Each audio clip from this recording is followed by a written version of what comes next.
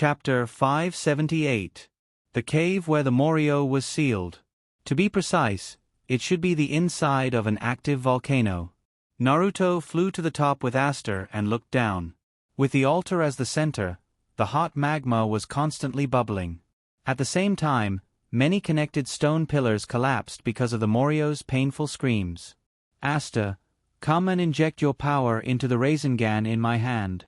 With the bell as the center, a fist-sized Rasengan formed in Naruto's hand. Why did he use the Rasengan? Why did he add a bell? Naruto wasn't very clear. According to the development of the original world, the demons were hit by this move. So, Naruto had no reason not to use it. Aster raised her hand with uncertainty. Naruto encouraged her. It's okay. Although this bell can seal your power, you can break out of the seal and inject your power into it. Aster chose to believe Naruto's words. She injected the Rasengan with the unique power of the priestess. For a moment, the Rasengan was shrouded in a layer of purple mist. A little more. It's far from enough. The Rasengan expanded again. Naruto raised his hand and injected chakra into the Rasengan. The Rasengan expanded from the size of a wash basin to the size of a wheel, then continued to grow until it was as big as a house. The purple light shone brightly. Naruto's wings flapped fiercely. Naruto held Aster and descended from the sky. He rushed straight into the hole in the altar. The purple Rasengan merged with the power of the priestess Aster unimpeded in the Morio's body. Naruto! Attack that thing! That's that guy's heart. 800 meters below Naruto, there was a purple crystal. Naruto didn't hesitate to listen to Aster's words and pressed the Rasengan on it. Accompanied by a loud noise. Ding! Crack! Crack! The crystal cracked like glass, and several lines appeared on its surface. Ping! A sound was heard. It exploded. The Morio's body violently twisted. Preserved egg in Naruto's body warned, "Don't touch that crystal. And don't cut the Morio's body." The will of the world had already descended. Escape now. Naruto did not sense the will of the world. However, he did not question Preserved Egg's words. After hearing Preserved Egg's instruction, Naruto increased his speed to the maximum and rushed out with Aster in tow. After the Wangliang died, the magma began to boil. The connected stone pillars above the magma collapsed one after another. The first to fall into the lava was the altar in the center. The demon dragon also exploded at this moment, and its body fell into the lava. Naruto and Aster had already flown to the top of the volcano. When he turned around, he happened to see the scene before him. Was the lava that swallowed the demonic dragon's body controlled by the will of the world? Naruto held Aster in his arms and used his sword of Kusanagi to bombard the top of the volcano. Naruto followed closely behind. Using Kusanagi's sword to clear the way, he rushed out of the volcano. Soon, not long after, the boiling lava could no longer be suppressed and rushed out of the crater. The active volcano had erupted. Feeling the eruption of the volcano, Hinata quickly called Naruto. Spiritual Network. Naruto-kun. Are you okay? Naruto replied, I'm fine, I'm not injured. The demons have been killed. How about you? Hearing that the famous person was fine, Hinata finally felt relieved. She replied, I'm still following your orders. Beat up my brother. Still beating up? Naruto glanced at the map. At this time, Hinata's location was 60 kilometers away. Hinata Ningji was chased by Hinata for 60 kilometers? TSK, this brother-in-law of his is really pitiful. Then, is Hinata Ningji okay now?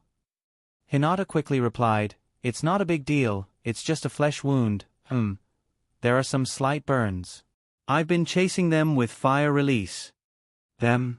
That's right, there's still Sasai. Alright, let's give them a few more ruthless moves. Then, let's give them a chance to escape. After Hinata agreed, Naruto hung up. Naruto took Aster and flew away from the volcano, finally landing on a stone mountain 7 or 8 kilometers away.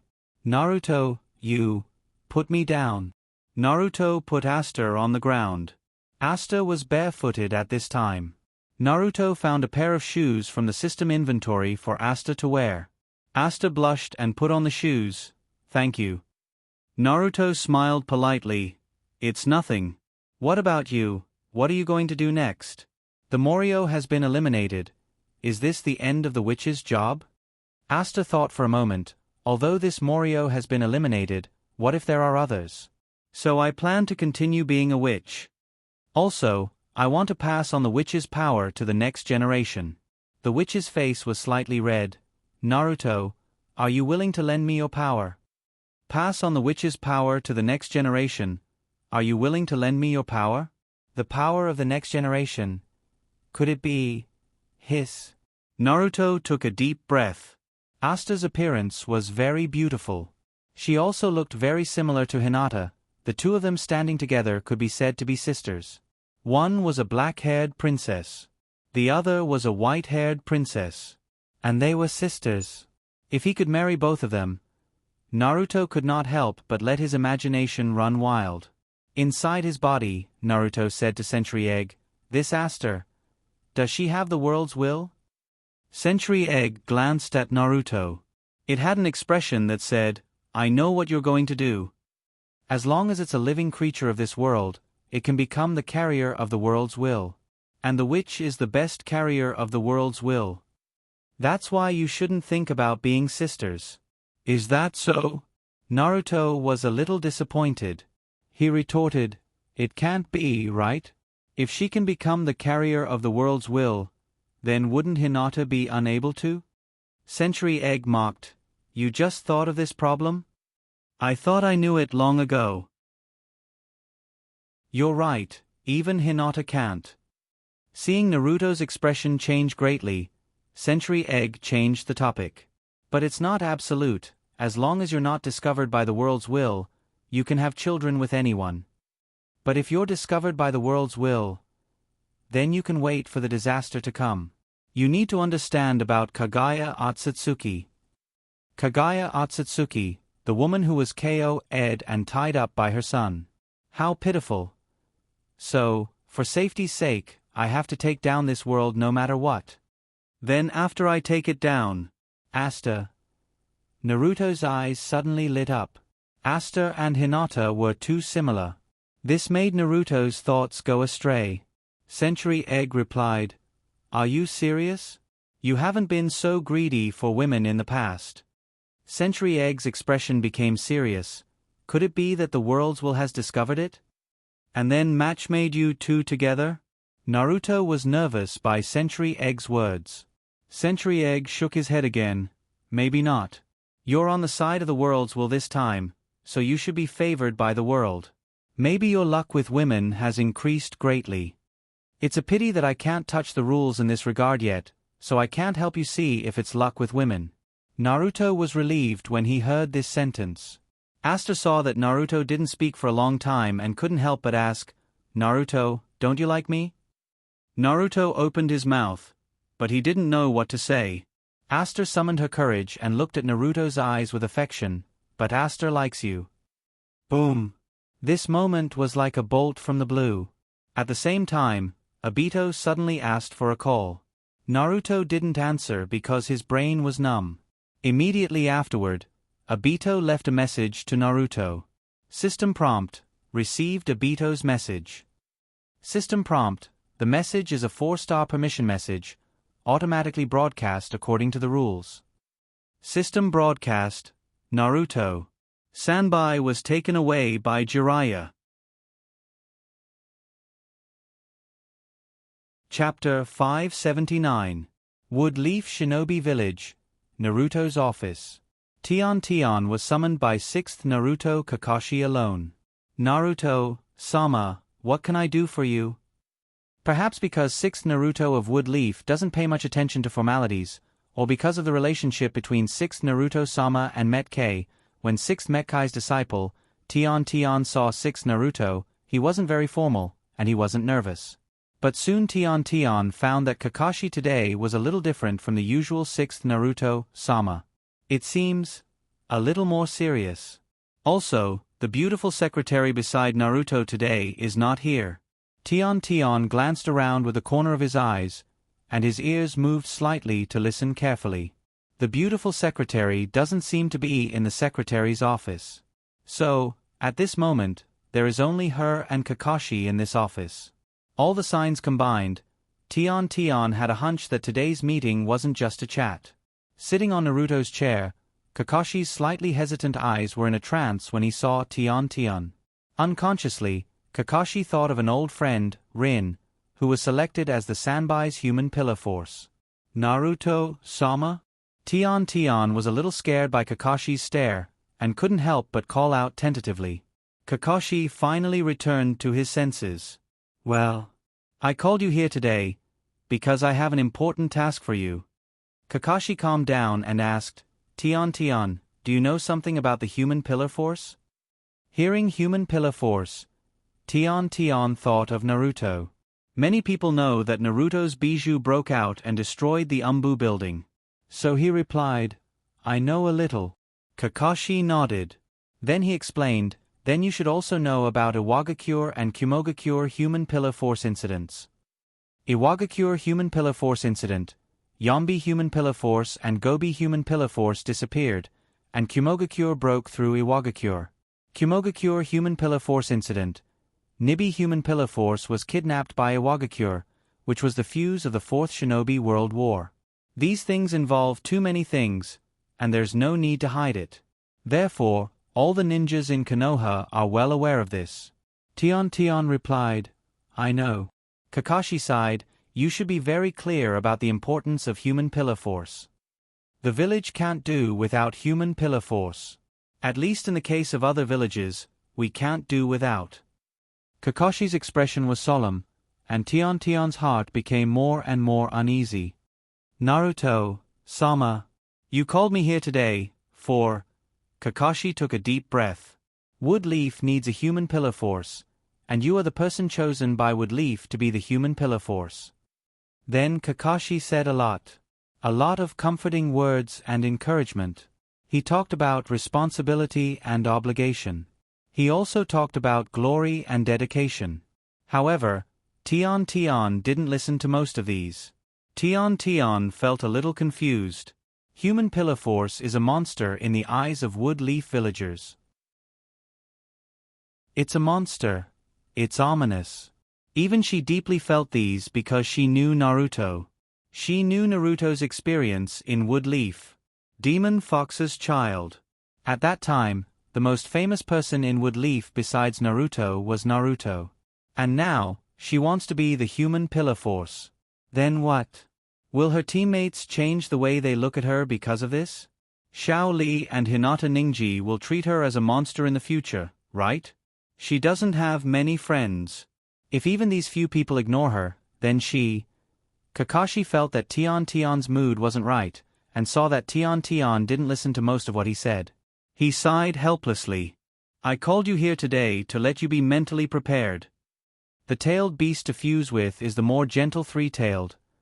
Okay, today's matter can't be revealed to anyone. This is Wood Leaf's top secret. If it's revealed, it's betrayal.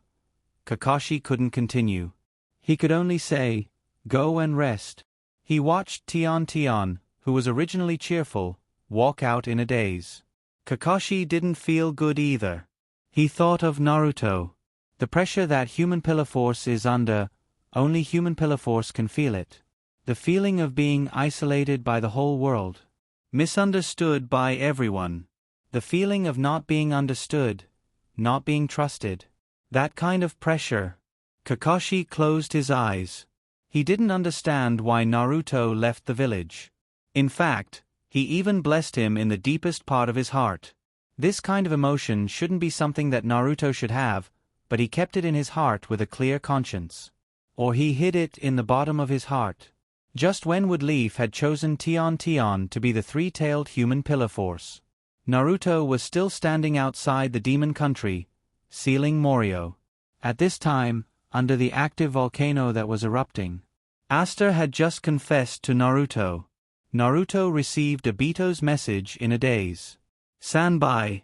Captured by Jiraiya. Originally, Naruto thought that capturing Sanbai was going to be a success. There was no reason for failure.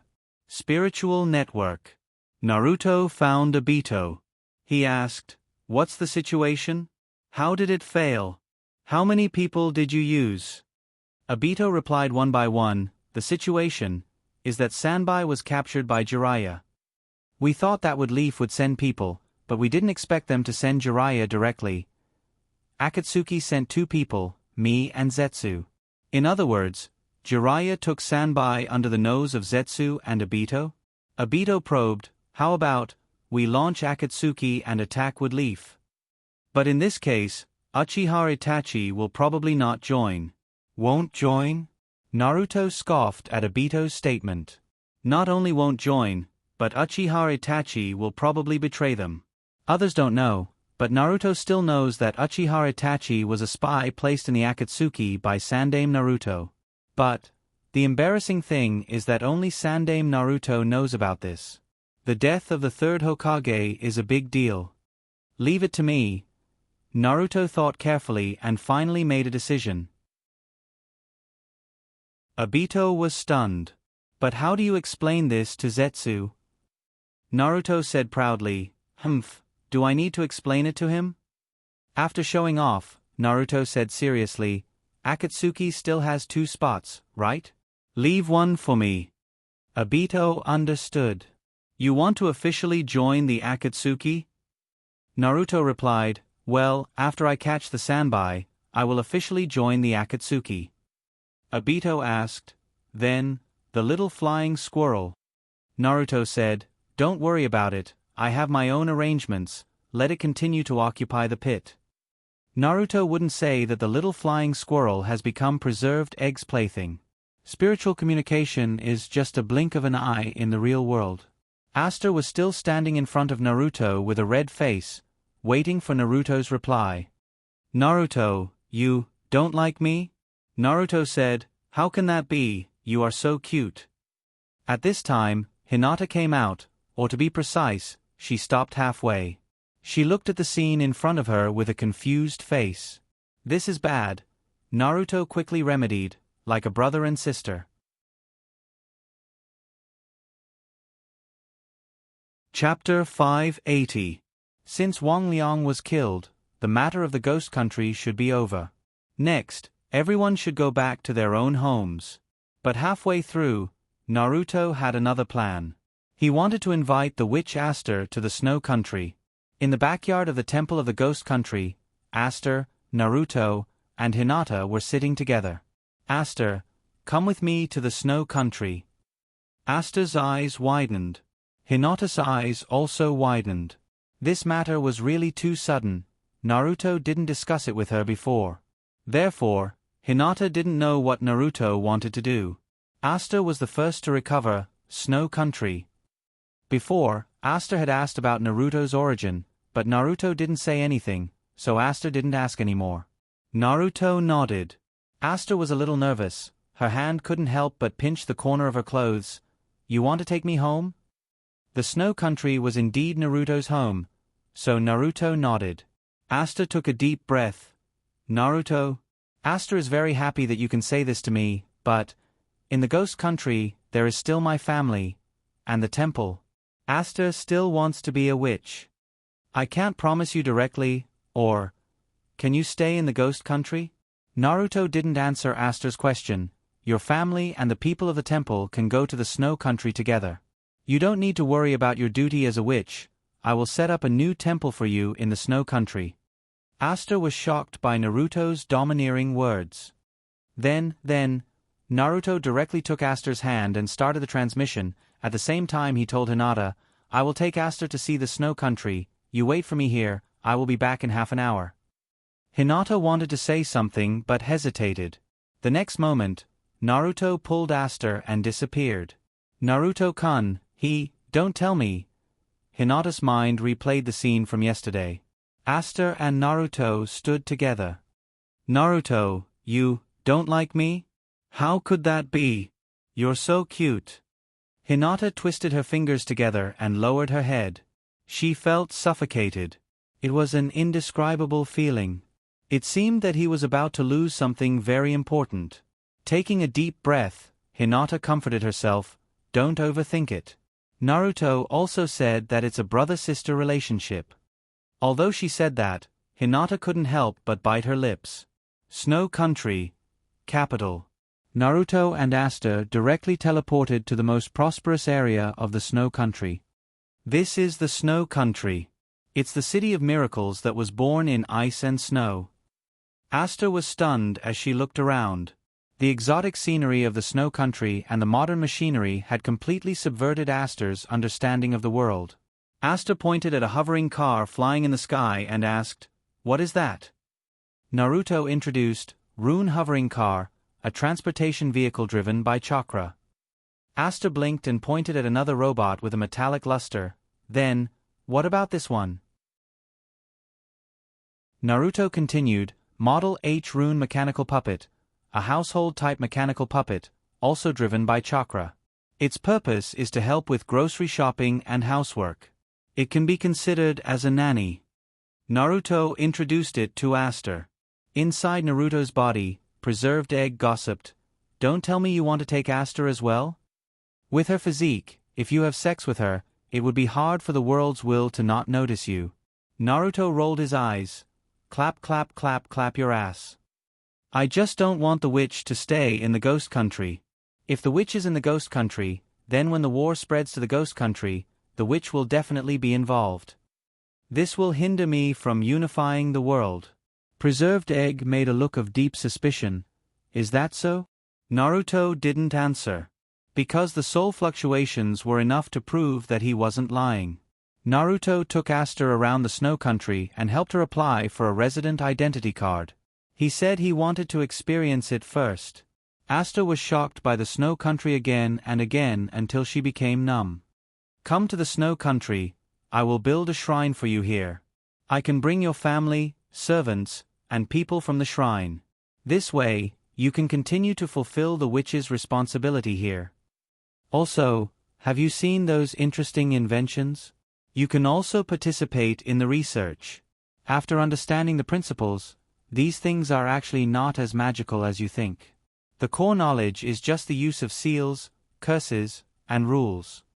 Naruto's mouth was like a Gatling gun that pressed the trigger, spewing out all kinds of beauty and correctness that were left behind. Asta was dizzy from the persuasion. Finally, she nodded, "I have no problem, but can you really bring everyone here? Those people—" Naruto directly interrupted, "No problem at all." Asta felt a little guilty. Then, "Can you really build a shrine? Do you have that much power here?" In Asta's view, this was simply a paradise. Everything here was too beautiful. The people who could decide things here had a much higher status than the famous people of the Ghost Country. Naruto introduced himself. "I'm the Imperial Preceptor here. It's easy to build a lookout, and this city was built according to my idea." Asta took a deep breath. She suddenly found that every time she thought she already knew Naruto, he would make her reappear with a new appearance. The first time they met, and the other party was just a... Asta shook her head.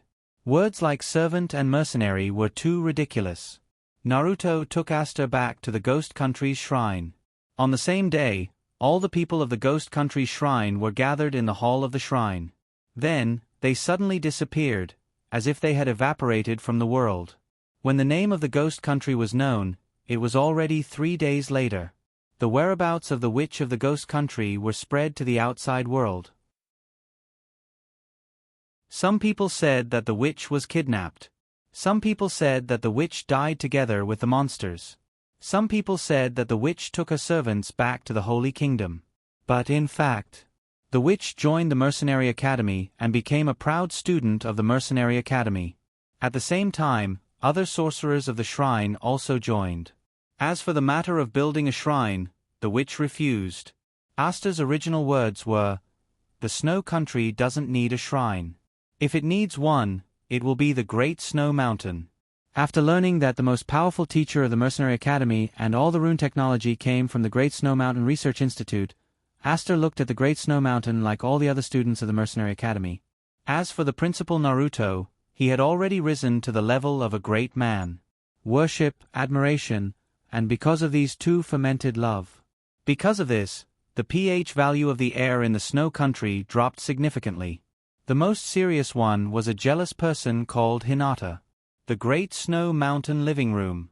Tsunade took Hinata's hand. How is it going? You've been in the ghost country for so long, you too. Hinata pouted pitifully. Tsunade was full of disappointment. You didn't do anything to him? This time, Hinata's face wasn't red at all. There was only grievance on her face, and then she told Tsunade about Aster. Tsunade shouted, Naruto. When Naruto heard Tsunade's angry shout, he was scared and directly teleported to the living room. What's wrong, Tsunade-ne-san? Hinata panicked. If Tsunade directly questioned, then Tsunade put her hands on her waist. Why hasn't the Een seal been cultivated yet? Are you looking down on the Een seal? You're looking down on me as a teacher. Hinata. Naruto. Why did he suddenly bring this up? Naruto was a little panicked. With a sad face, he said, Tsunade-ne-san, I've been cultivating every day. It's not my fault, you know. Tsunade waved her hand. From today onwards, you can't see Hinata until you cultivate the Een seal. I'll take Hinata to live with me. Until you cultivate the Een seal. Naruto was stunned. Hinata was also stunned. Hinata looked at Tsunade pitifully. She muttered in her heart, Tsunade-sama, are you sure you're helping me? Aren't you making things worse for me?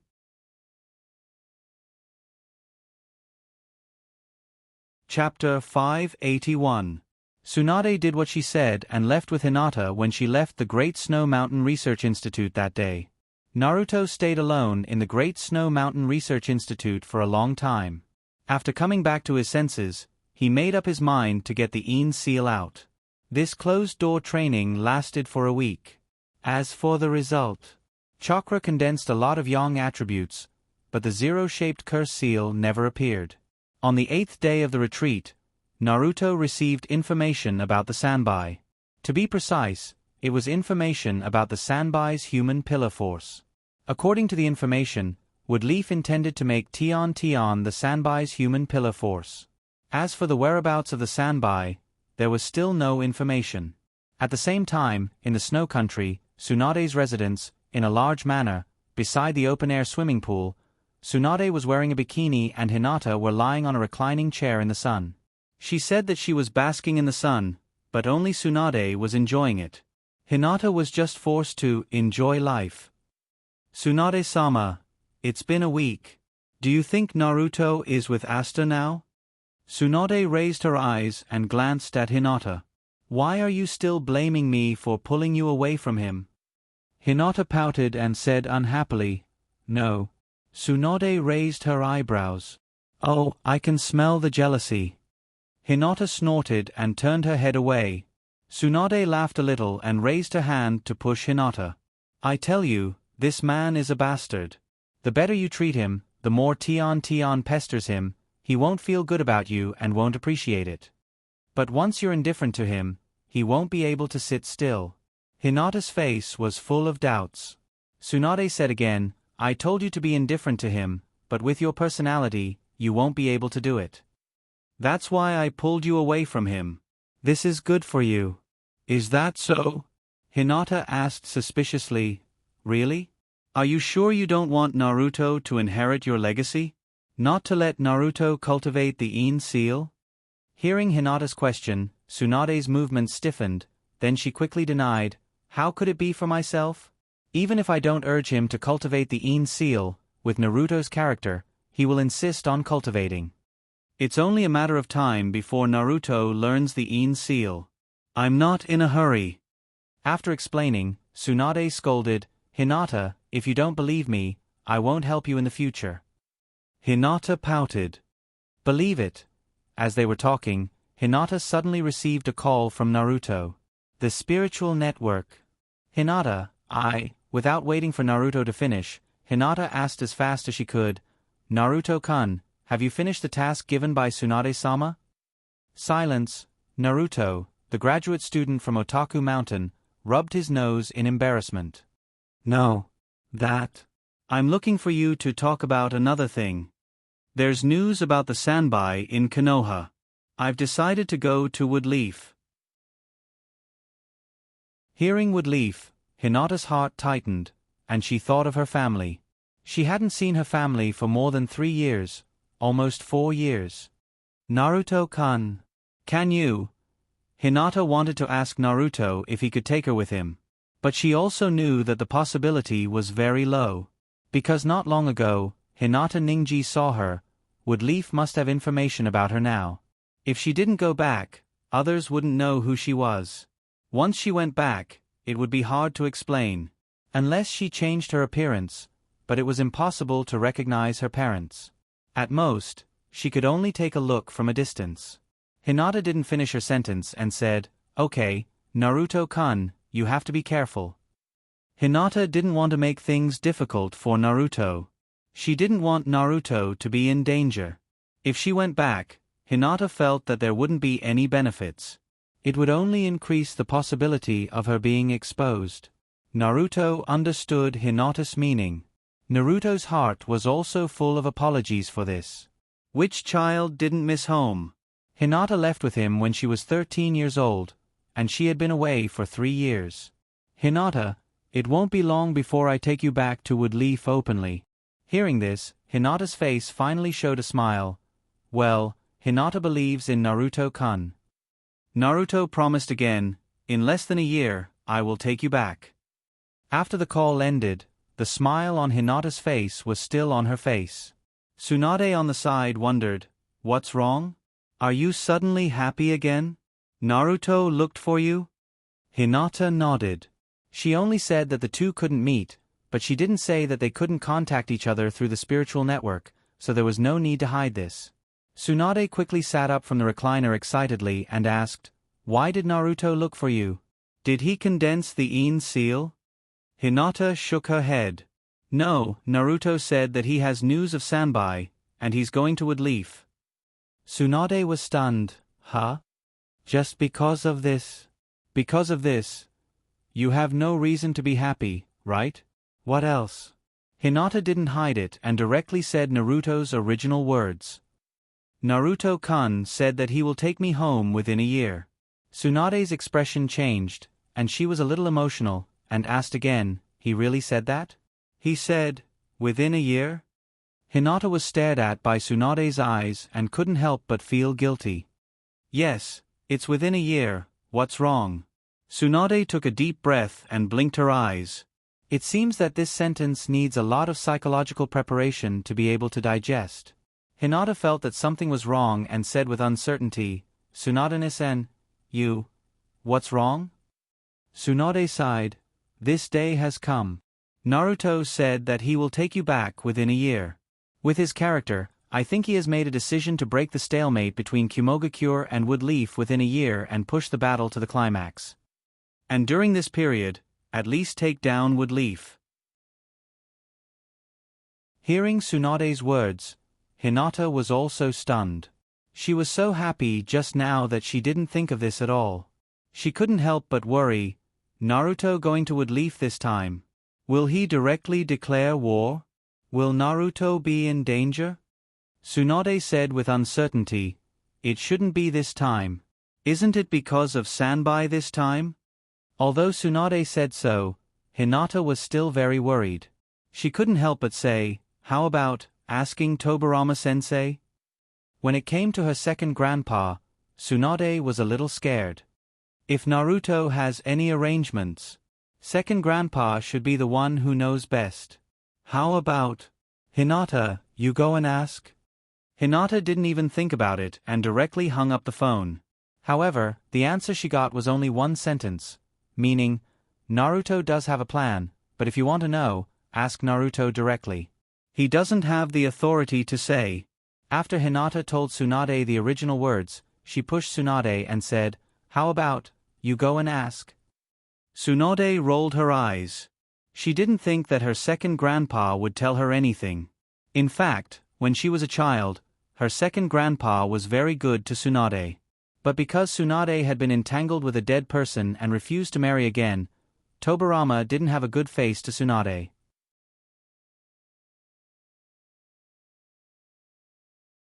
Chapter 582.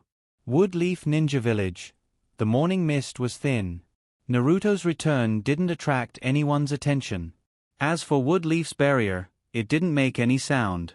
There were only occasional ripples on the water balls floating in the security department. Those were the Woodleaf ninjas coming in and out.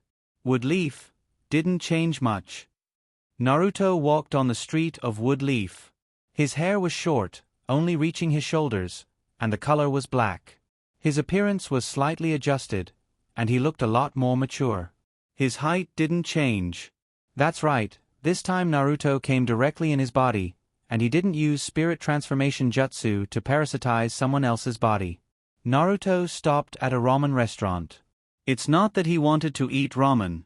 When he was in Woodleaf, he didn't come to the ramen restaurant since he took control of his body. Naruto stopped because he saw an acquaintance. The first sensei he met when he came to this world. Iruka. 3 years have left a lot of marks on Iruka's body, and he became more mature and steady. And there was another scar on his face. A bowl of ramen. Naruto sat down not far from Iruka. Iruka glanced at Naruto casually, and then continued to eat ramen. Hello, guest. What flavor do you want? It wasn't uncle who spoke, but a girl. Naruto replied casually, a bowl like this one is good, I think he's eating very happily. The person Naruto was Iruka. Iruka looked up at Naruto again, and Naruto nodded in a friendly way. Iruka smiled slightly. The wound on his face was slightly hideous under this smile. Then the two didn't meet again. Iruka finished his ramen first and left, and Naruto continued to eat unhurriedly. After finishing his ramen, Naruto went to the tri-colored meatball shop. This time, he didn't meet any acquaintances. Naruto bought a tri-colored meatball and left. Then he continued to stroll alone on the street while eating the meatballs in his hand. Inadvertently, Naruto strolled to the original location of the store manager's ninja store. The store was destroyed when Orochimaru invaded Woodleaf. Now, he had built a new shop, but the people running it had changed. Naruto looked inside and didn't see anything familiar, so he didn't go in. Instead, he went to the new location of the store. The store manager and the Sakuragi sisters had all left, so Seiji didn't know who was in charge of the store.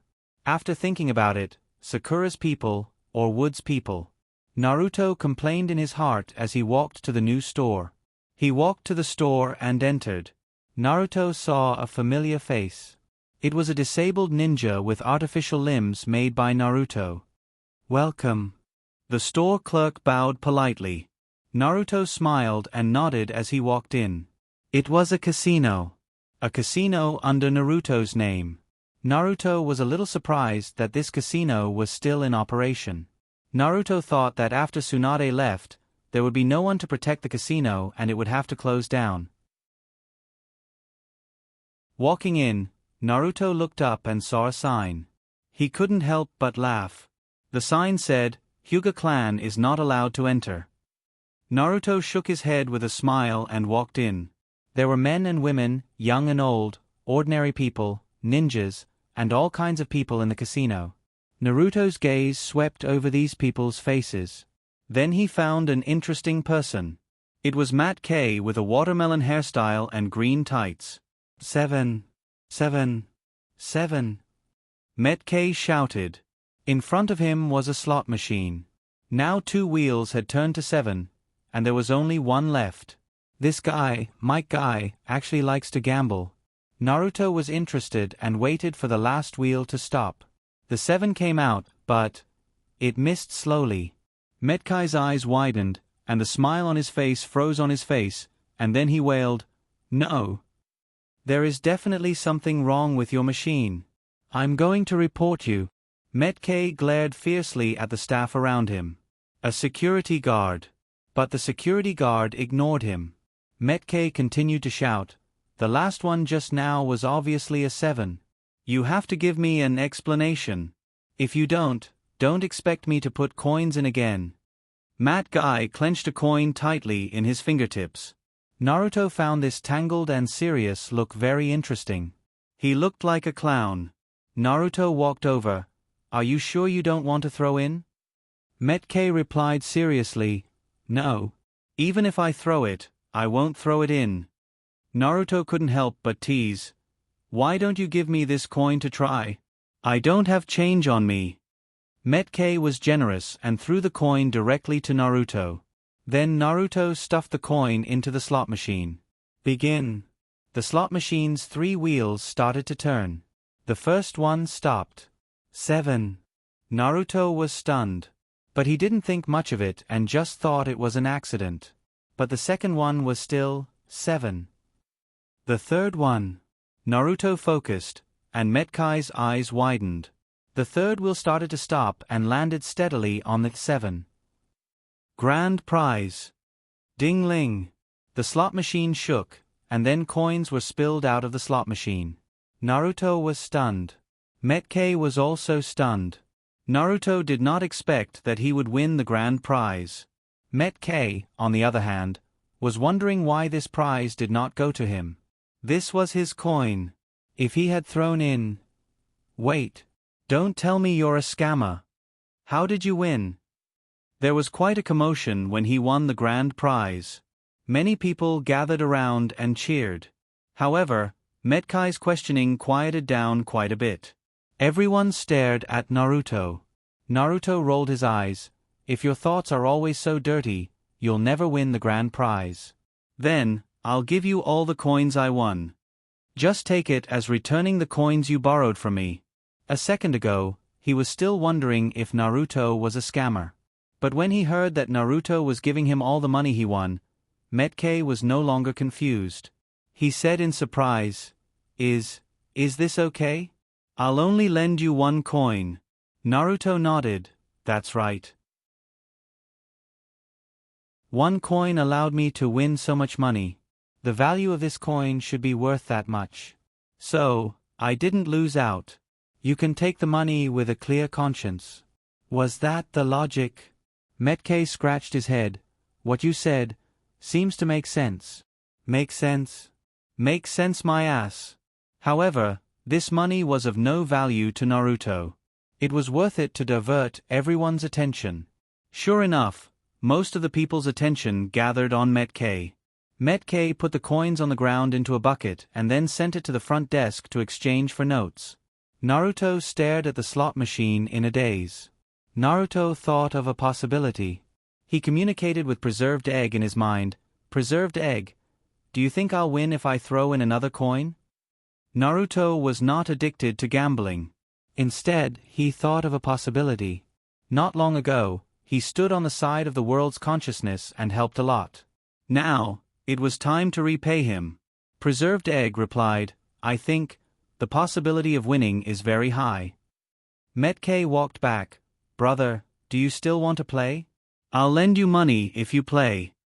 Naruto turned to look at Metkei. He could not help but complain in his mind, "You're so smart."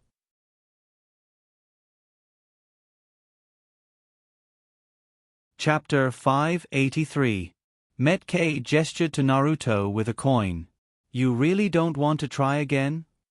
In front of the slot machine, Naruto hesitated for a moment.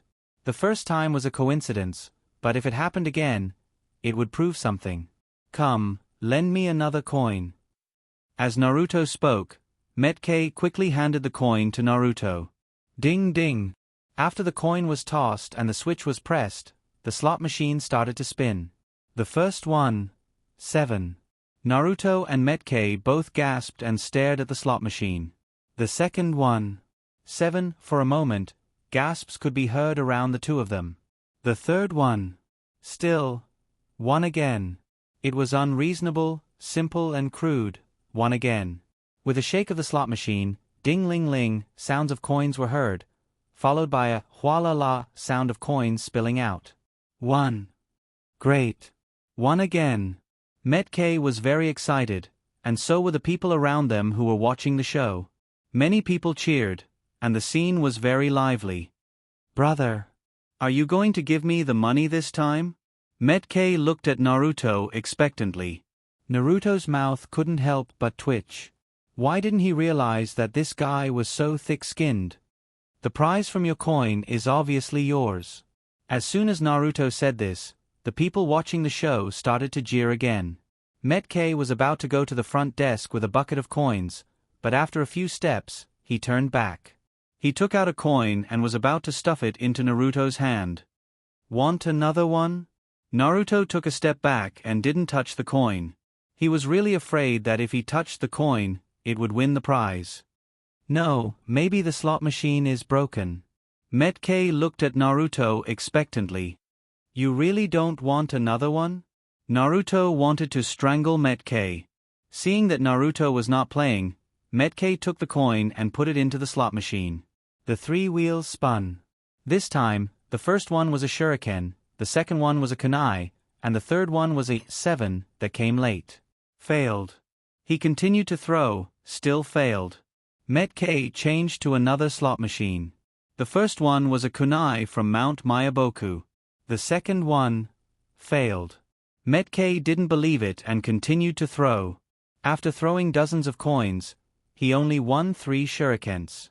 Just when Naruto thought that Metkei would lose all the coins in the bucket, Metkei surprisingly stopped. He decisively stopped at the edge. However, the people around him were still cheering. "Throw in another one. Maybe the next one will get it." "Yes, one more. One more won't make a difference anyway." Metkei took a deep breath and put his hands together. "My youth depends on this coin. Ha!" With a shout, Metkei stuffed the coin in. As a result, maybe it was because of his youth, he didn't win. This time, Metkei didn't play anymore and took the remaining coins to exchange for money. Without any excitement to watch, Naruto planned to stroll around other places. For example, the store manager's new ninja store next door, and the theme cinema. In a sense, these are his properties. "Brother, wait." Metkei caught up. Naruto refused directly. "I won't borrow coins." He was really afraid that Metkei would take out another coin for him.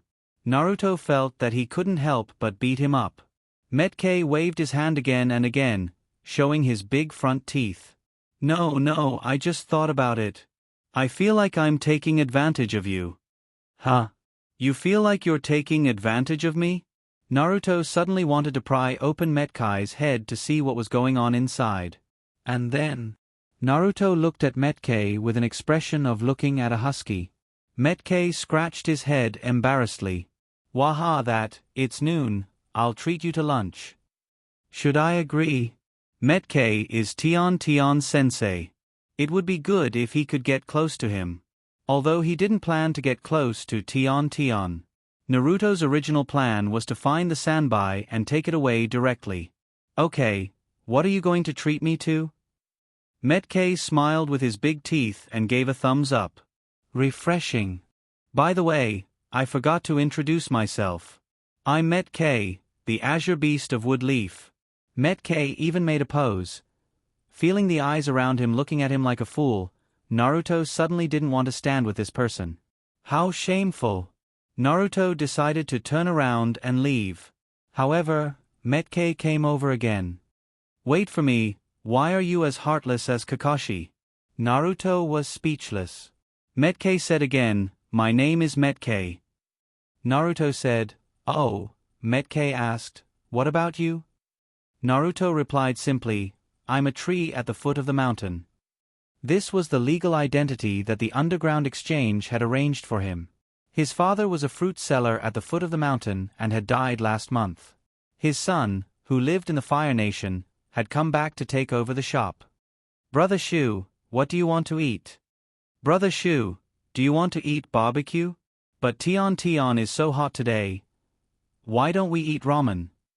Naruto really regretted it now. He shouldn't have started a conversation with this idiot. This guy was not only stupid, but he was also a chatterbox. He could tolerate a chatterbox, but he couldn't stand a hot-blooded chatterbox. If he talked to you and you ignored him, he would hit you with his hand and remind you to listen to him. As for Naruto, in order not to appear too strong, he restrained all his strength and relaxed his body. Thus, he was stunned by the verbal attack. In the end, he had no choice but to talk to him. "Are you a ninja? What's your level? Don't you have to work today? Metke grinned proudly. I'm a blue beast from Woodleaf. Jounin. I'm on leave today. Let me tell you, paid leave. Are you jealous? As he spoke, he hit Naruto again. Naruto took a deep breath and suppressed his anger. He tried to find a topic to talk about. Really? Aren't Jounins very powerful? You don't look that powerful. Also, don't Jounins have their own teams? Do you? There was no need to disguise his disdainful gaze. A Jounin is already so awesome. I'm the state teacher of the Snow Country. Even a bunch of Kage-level underlings aren't as high profile as you. Metke explained seriously, I'm a blue beast from Woodleaf. Haven't you heard of it? You must not be a big shot. Let me tell you, a lot of big shots came to Woodleaf and asked for me by name. Naruto still had a face of disbelief. Looking at Metkai's tangled face, Naruto finally let out a sigh of relief. I also have a team, but they're also on leave. Naruto still had a face of doubt. Metke continued, if you can't judge my strength, then you know how powerful Naruto is, right? Even if you don't know, you can imagine it, right? Naruto nodded cooperatively. Metke continued, then I'll tell you secretly, Naruto was defeated by me. Outside the Ilu noodle restaurant, a man and a woman were talking and laughing as they walked by. When passing by the noodle restaurant, the man suddenly quickened his pace. It looked like he was avoiding the god of plague. Then he suddenly stopped when he heard the words inside the noodle restaurant and turned to the noodle restaurant. Kakashi came. Naruto had already seen Kakashi in the perception barrier. What a coincidence, could it be? It was also related to luck. God couldn't bear to see him continue to be angry and gave him a chance to vent his anger? Naruto continued to doubt. Really? Can you beat Naruto? Are you bragging? Metke put down his chopsticks. What I said is true. Just yesterday I beat that guy up. The curtain of the noodle restaurant was lifted. Kakashi's face was dark. You beat me up yesterday? Why don't I remember? Metkai's body was petrified. Naruto's heart was overjoyed. He was waiting for a good show.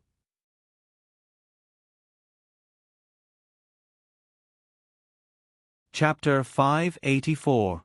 Kakashi. Metke looked at Kakashi in a daze. This scene was like a husky being caught red-handed by its owner.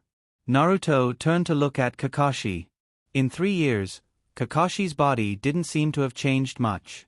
He still wore a mask on his face and covered one eye with a forehead protector. There was also a head of white hair. But there were changes. For example, the woman who came with Kakashi seemed to have a closer relationship with Kakashi. Naruto also knew that woman. She was the medical ninja who taught him medical ninjutsu, Hana Fujita. Were the two of them together? If they were together, that would be a good thing. Kakashi's face darkened as he stared at Metke. When did I get beaten up by you yesterday? Metke forced himself to calm down. Did you forget? How about another round? Kakashi, I challenge you. Normally, Kakashi would refuse. But today, Kakashi stared at Metke and spat out a word. Okay. Today, he agreed. Metke was stunned for a moment, then became overjoyed. Metkai's joy was to challenge Kakashi. Naruto moved closer to Hana Fujita. Who do you think will win, Naruto, Sama, or this Woodleaf blue beast? Hana Fujita didn't reject Naruto's friendliness. She smiled and said, Blue beast? I actually hope that this azure beast can beat up this white-furred wolf. Hana Fujita's voice wasn't soft. Kakashi's expression darkened even more. He looked at Hana Fujita with resentment. Naruto saw this scene. There was a situation. There was definitely a situation. Naruto dared to guarantee with his 3 years of experience in raising pigs. Kakashi, this pig, definitely had the attitude of wanting the cabbage, and the cabbage did not refuse. Yes, the pigs that Naruto had been raising for 3 years belonged to Big Fool's family, the group of twin-winged tigers. Kakashi and Metke began fighting. A showdown of physical techniques. The moment they clashed, Metkei was knocked down by Kakashi's electric shock. The match ended quickly. Metkei convulsed on the ground. "You cheated." Kakashi didn't pay attention to Maite Guy and turned around to leave. Naruto moved closer to Metkei and said, "I told you you were just bragging." Metkei lay on the ground with smoke coming out of his mouth. On the other side, Kakashi was unable to leave because Hana Fujin said that she wanted to eat ramen. Thus, the four of them sat in a row and ate the ramen. This time, Naruto was the first to finish and then bid farewell. After Naruto left, Kakashi frowned as he looked at Naruto's back and asked Metkei, "Do you know this person? Is he a villager?" Metkei listlessly sucked on the noodles one by one. He replied, "I guess so." Kakashi frowned, "You don't know him?" Metkei seemed to have suffered a blow as his answer was surprisingly concise. "I know him," Hana Fujin asked curiously, "What's wrong?" Kakashi shook his head. "He feels a little familiar." Metkei mocked, "Nonsense, we're all from the village. Even if we don't know each other, we might have seen each other on the streets." "So crazy all day." Kakashi continued to eat his noodles, but Kakashi was clearly distracted and thinking about something. Naruto didn't wear an eye mask this time, so he wouldn't be recognized by Kakashi at a glance.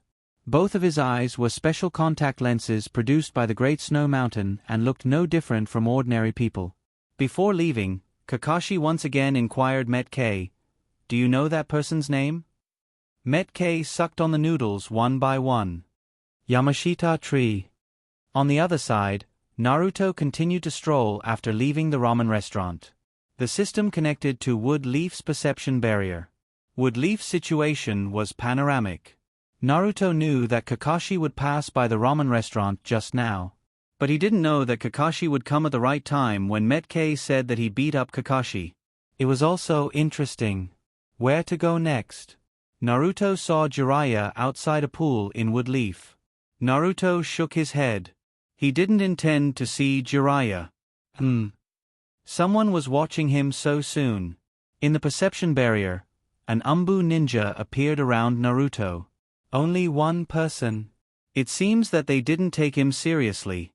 Since someone was watching him, he couldn't just stroll around. Naruto returned to the fruit store that he was going to inherit under his disguise. Naruto's office. Kakashi looked at the information about Yamashita Tree collected by the Umbu. It was all about Wood Leaf. The process of Naruto meeting Metkei in the casino was clearly recorded. Beside Kakashi, Hanatsuki Fuma stood beside him. "What's wrong? Is there a problem with this person?" Kakashi handed the information to Hana. Hana's eyes widened when she saw that Naruto won 2 prizes and said in disbelief, "What? 2 prizes? Why not me? I also." Hana quickly shut up and shrank her neck cutely. "I let it slip." Although Wood Leaf didn't have many restrictions on gambling, Naruto's secretary liked to gamble, so it wouldn't be good if word got out. She then cleared her throat and changed the topic. Do you suspect that he cheated?" Kakashi shook his head. He had already asked about the casino. He pointed at the bottom line. Hana's gaze moved down and saw a mark. He borrowed money from Metkei twice and gave it all to Metkei after winning. Why didn't I encounter such a good thing? Hana's eyes widened. Kakashi froze. In the past, when Hana helped him deal with problems, she was always on point.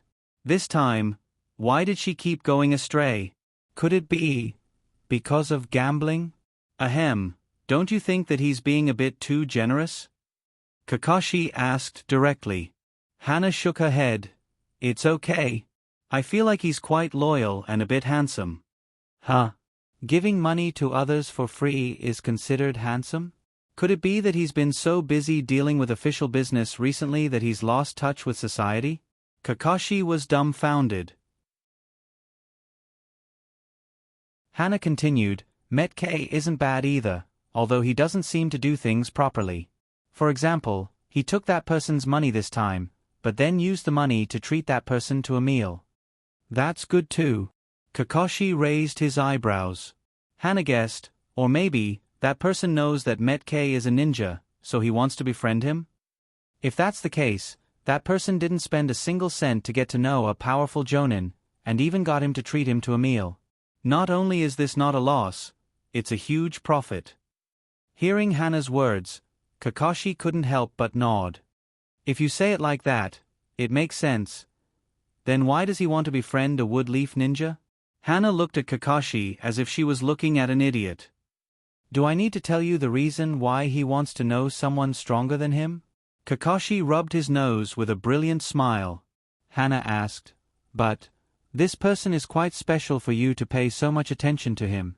Tell me, did you discover something else? Kakashi nodded. His physical fitness, as far as I can tell, is not lower than the average chunin. Hana blinked. You're saying he's a spy? Kakashi shook his head. I'm not sure yet, but I've already sent people to the Fire Country to gather information. There should be a reply tomorrow.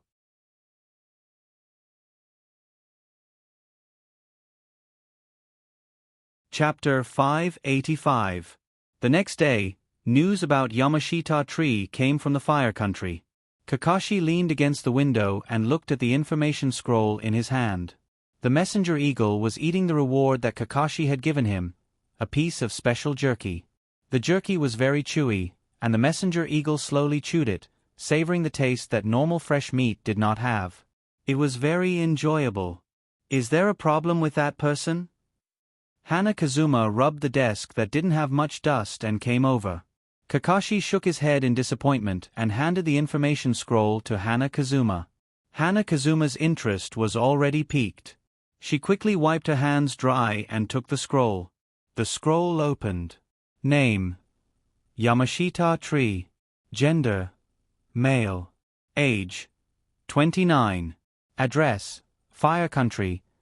Hana Kazuma's gaze swept through the basic information and finally landed on his personal history. She couldn't help but read, went to the Iron Country to learn swordsmanship when he was 13. Mother fell ill when he was 16. Went home to take care of her when he heard the news. Ran an orchard with his father when he was 18. Opened a fruit store in the Fire Country when he was 20. Took over the Fire Country fruit store when he was 22. Father went to Woodleaf to open a fruit store the same year. Father died when he was 29. After she finished, Hana Kazuma nodded and muttered to herself, there is indeed no problem. So, this guy's body is so strong because he learned swordsmanship from 13 to 16 for 3 years? Kakashi took a sip of tea. Replied, that should be the case. This person probably didn't give up on swordsmanship. But Kakashi suddenly frowned. Hana Fujen asked, what other suspicious points are there? Kakashi's expression froze and recalled, when I was eating with that person yesterday, I didn't see any calluses on his hands from years of swordsmanship. Hana Kazuma nodded.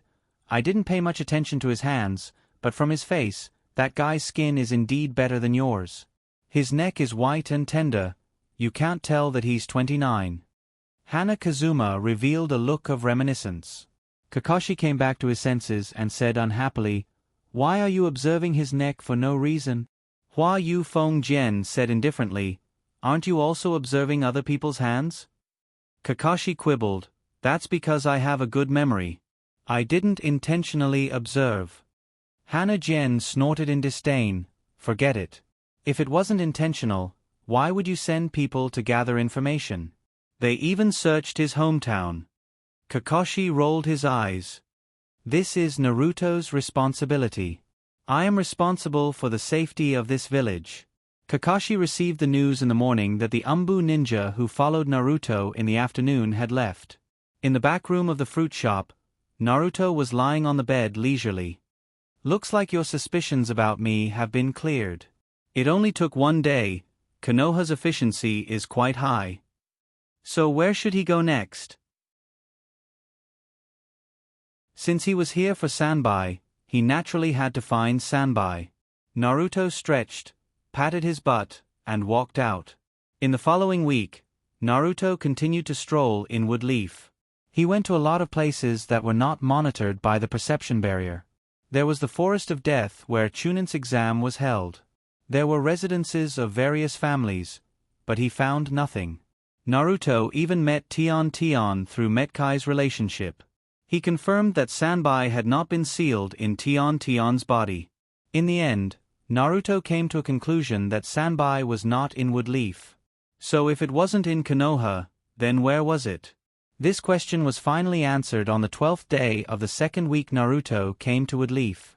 On this day, Jiraiya found Tion and asked Tion to leave his name and handprint on the scroll of the big toad. It was the scroll that made a contract with the toad. Then, Tion disappeared from Woodleaf. At the same time, Jiraiya also disappeared. Naruto speculated that Sanbai was in Mount Mayaboku. In order to confirm this guess, Naruto found the place where Tion disappeared according to the record on the perception barrier. Then, he found the traces left by the space transmission with Obito's Manjikyu Sharingan. It was a very complete trace, and he could follow the traces of the transmission. In Naruto's body, Preserved Egg urged, "Let's go, catch up and see." Naruto yawned and turned back to the fruit shop. Idle. It's better to stay here and wait. After Sanbai is sealed in Human Pillar Force's body, we can directly take away Human Pillar Force. After ridiculing Preserved Egg, Naruto returned to the fruit shop, selling fruits and pepe potions. A week passed in a flash. A week later, on the 19th day after Naruto came to Woodleaf, Tion reappeared in Woodleaf. Naruto looked at the perception barrier and said to Preserved Egg, "This girl is back, we should go." Preserved Egg heard this and said, "Are you leaving? Then, are you going to use the potions you made?" Naruto smiled strangely and said, "Of course." Preserved Egg's eyes lit up, and he couldn't hide the expectation on his face. "But in that case, wouldn't they know that you took away Sanbai Human Pillar Force?"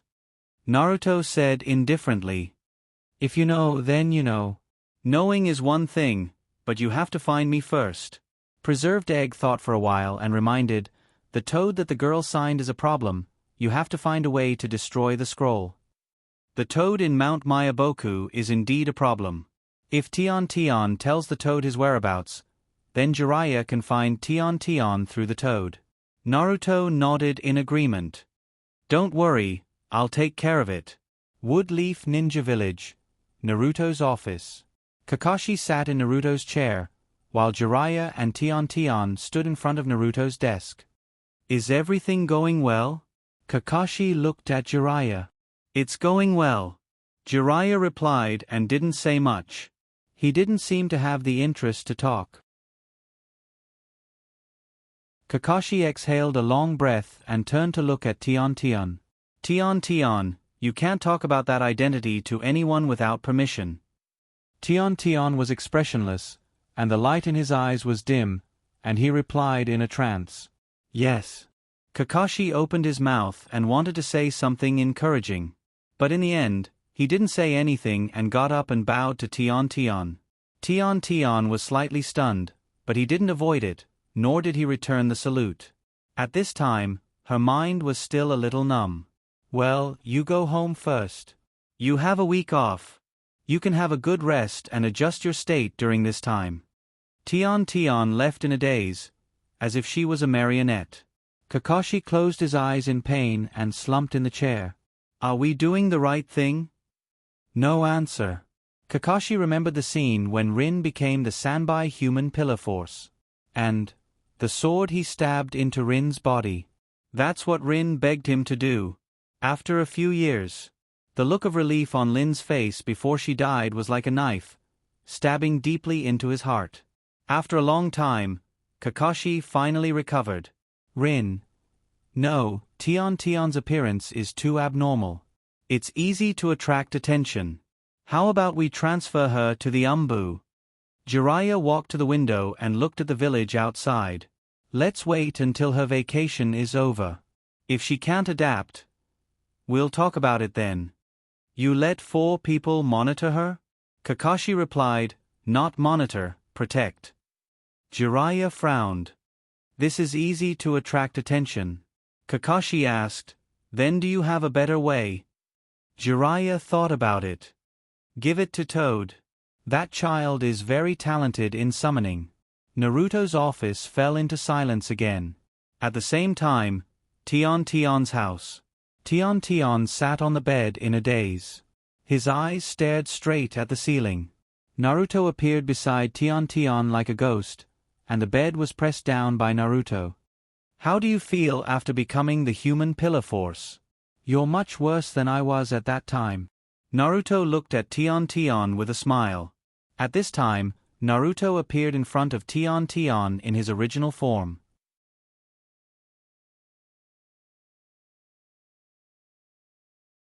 Chapter 586. The sudden appearance of Naruto finally made Tion come back to her senses. The color of fear flashed in her eyes. Her hand had already grabbed the kunai in the ninja bag, turned over to Naruto, and put the tip of the kunai against Naruto's Adam's apple. "Who are you?" Naruto didn't avoid, continued to lie down, and said with a smile, "Didn't you like to run away first, and then throw ninja tools everywhere? Why do you change to close combat now?" Naruto's familiar words made Tion's eyes slightly condensed, and said with uncertainty, "Do you know me?" Tion subconsciously thought that Naruto was an Umbu ninja, but quickly denied this guess. Umbu ninja is the most disciplined place. If the Umbu ninja is sent to her side, he will never take off his mask and lie on her bed. Naruto ignored the kunai on his Adam's apple, nodded and smiled. "I know, why don't you guess who I am?" Tion listened to Naruto's words and subconsciously looked at Naruto again. Red hair, male. His face was very good-looking, his facial features were regular, and his eyebrows were clean. His lips were not smeared, but very rosy, and Tion was very sure that there was absolutely no such person in her memory. She couldn't help but press down on the kunai and warned, "Don't play tricks. Quickly tell me. Otherwise, my hand will tremble and I will kill you." Naruto smiled and said, "Are you sure a banana can kill me?" "Banana? What banana?" Tion suddenly found that the kunai in her hand turned into a banana. The person under her bowed his head and took a bite. "What's going on?" Tion was sure that what she took out was absolutely not a banana. "Genjutsu." When Naruto's hair color turned black, and his eyes turned white. He was wearing a loose white robe. This was the appearance of Hinata Ninji. Then he said affectionately, Tion, there is a secret that I have kept in my heart for a long time." Tion was stunned.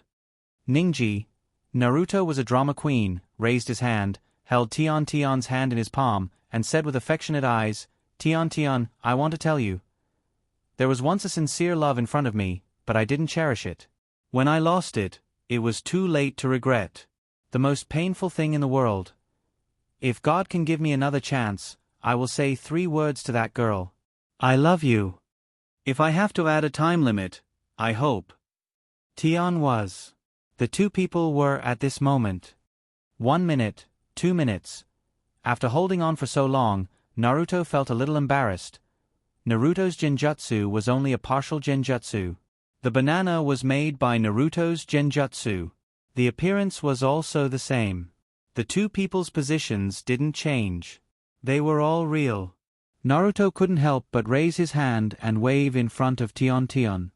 Hey, give me some reaction. You won't be so moved by my words that you become stupid, right? Tion continued to stare at Hinata Ninji in front of him.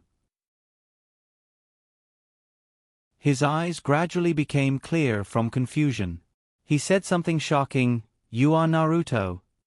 This time, it was Naruto's turn to be shocked. Why did this girl's brain suddenly work? Tion explained himself. You asked me how I feel about becoming a human pillar force, and said that my current appearance is not as good as yours. Then you are still a human pillar force.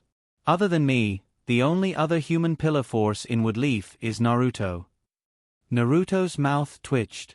Was there really no problem with this reasoning? He couldn't help but ask, "Isn't it possible that you are a human pillar force in another village?"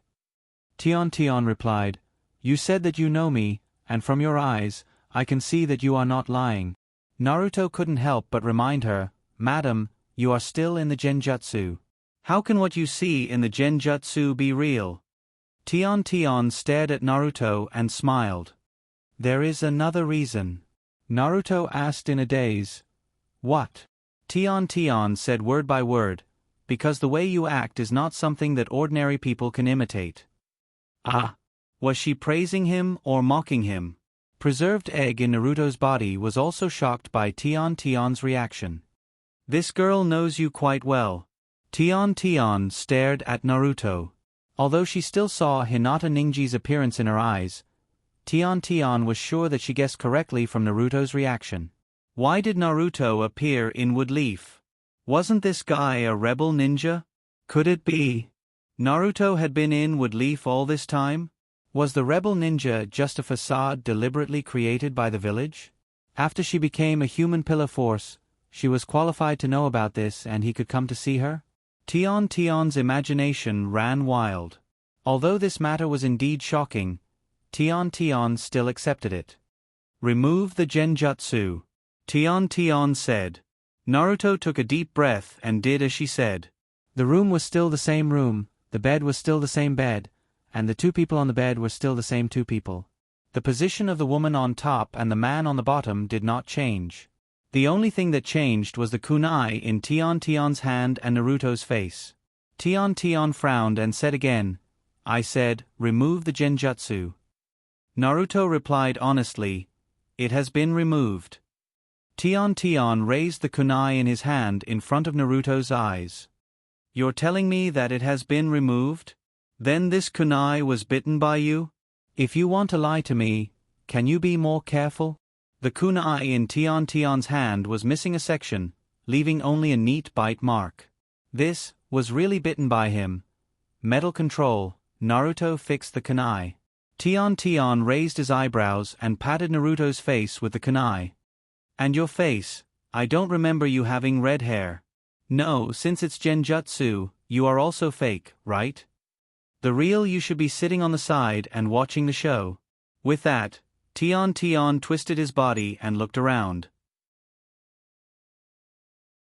It was fine if Tion didn't move, but this grinding. Naruto felt that he couldn't bear it. He took the initiative to suggest, you, get off my body first? Won't it be awkward? Tion said indifferently, anyway, this is also fake, right? Your clone. Or, it doesn't exist at all. According to my experience with genjutsu, I should be lying motionless in the original position now. My body hasn't changed. If it was an ordinary genjutsu, Tion's words wouldn't be wrong. But this wasn't an ordinary genjutsu. Naruto just interfered with the other party's vision. You're not getting off? Naruto confirmed again. Tion replied affirmatively, if I don't get off, what if I move my body in the real world and fall to the ground? Wouldn't you be embarrassed to see me again? This reason was also very strong. Naruto rolled his eyes. Am I that kind of person? Tion said affirmatively, exactly. Naruto, Tion touched his bottom and muttered to himself, what is this? Naruto had no choice but to use the Flying Thunder God technique to escape. He left the bed and stood behind Tion, on the floor under the bed. Tion saw this and said proudly, see, I said this is a genjutsu. Naruto rolled his eyes and couldn't be bothered to explain.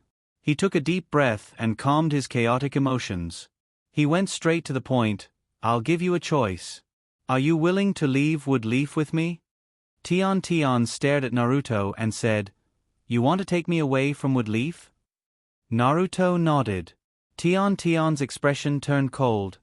Is this Woodleaf's test? Naruto smiled and said, you can think whatever you want. Tion suddenly felt disheartened. After becoming the human pillar force, Woodleaf's people still wanted to test her loyalty? Tion's heart was filled with anger. She said angrily, okay, take me away. Naruto's smile became even brighter. Wait for me, I'll take you away in 5 minutes. With that, Naruto disappeared. In Naruto's body, preserved egg was full of anticipation. Should we drug her? Naruto replied affirmatively. Let's do it.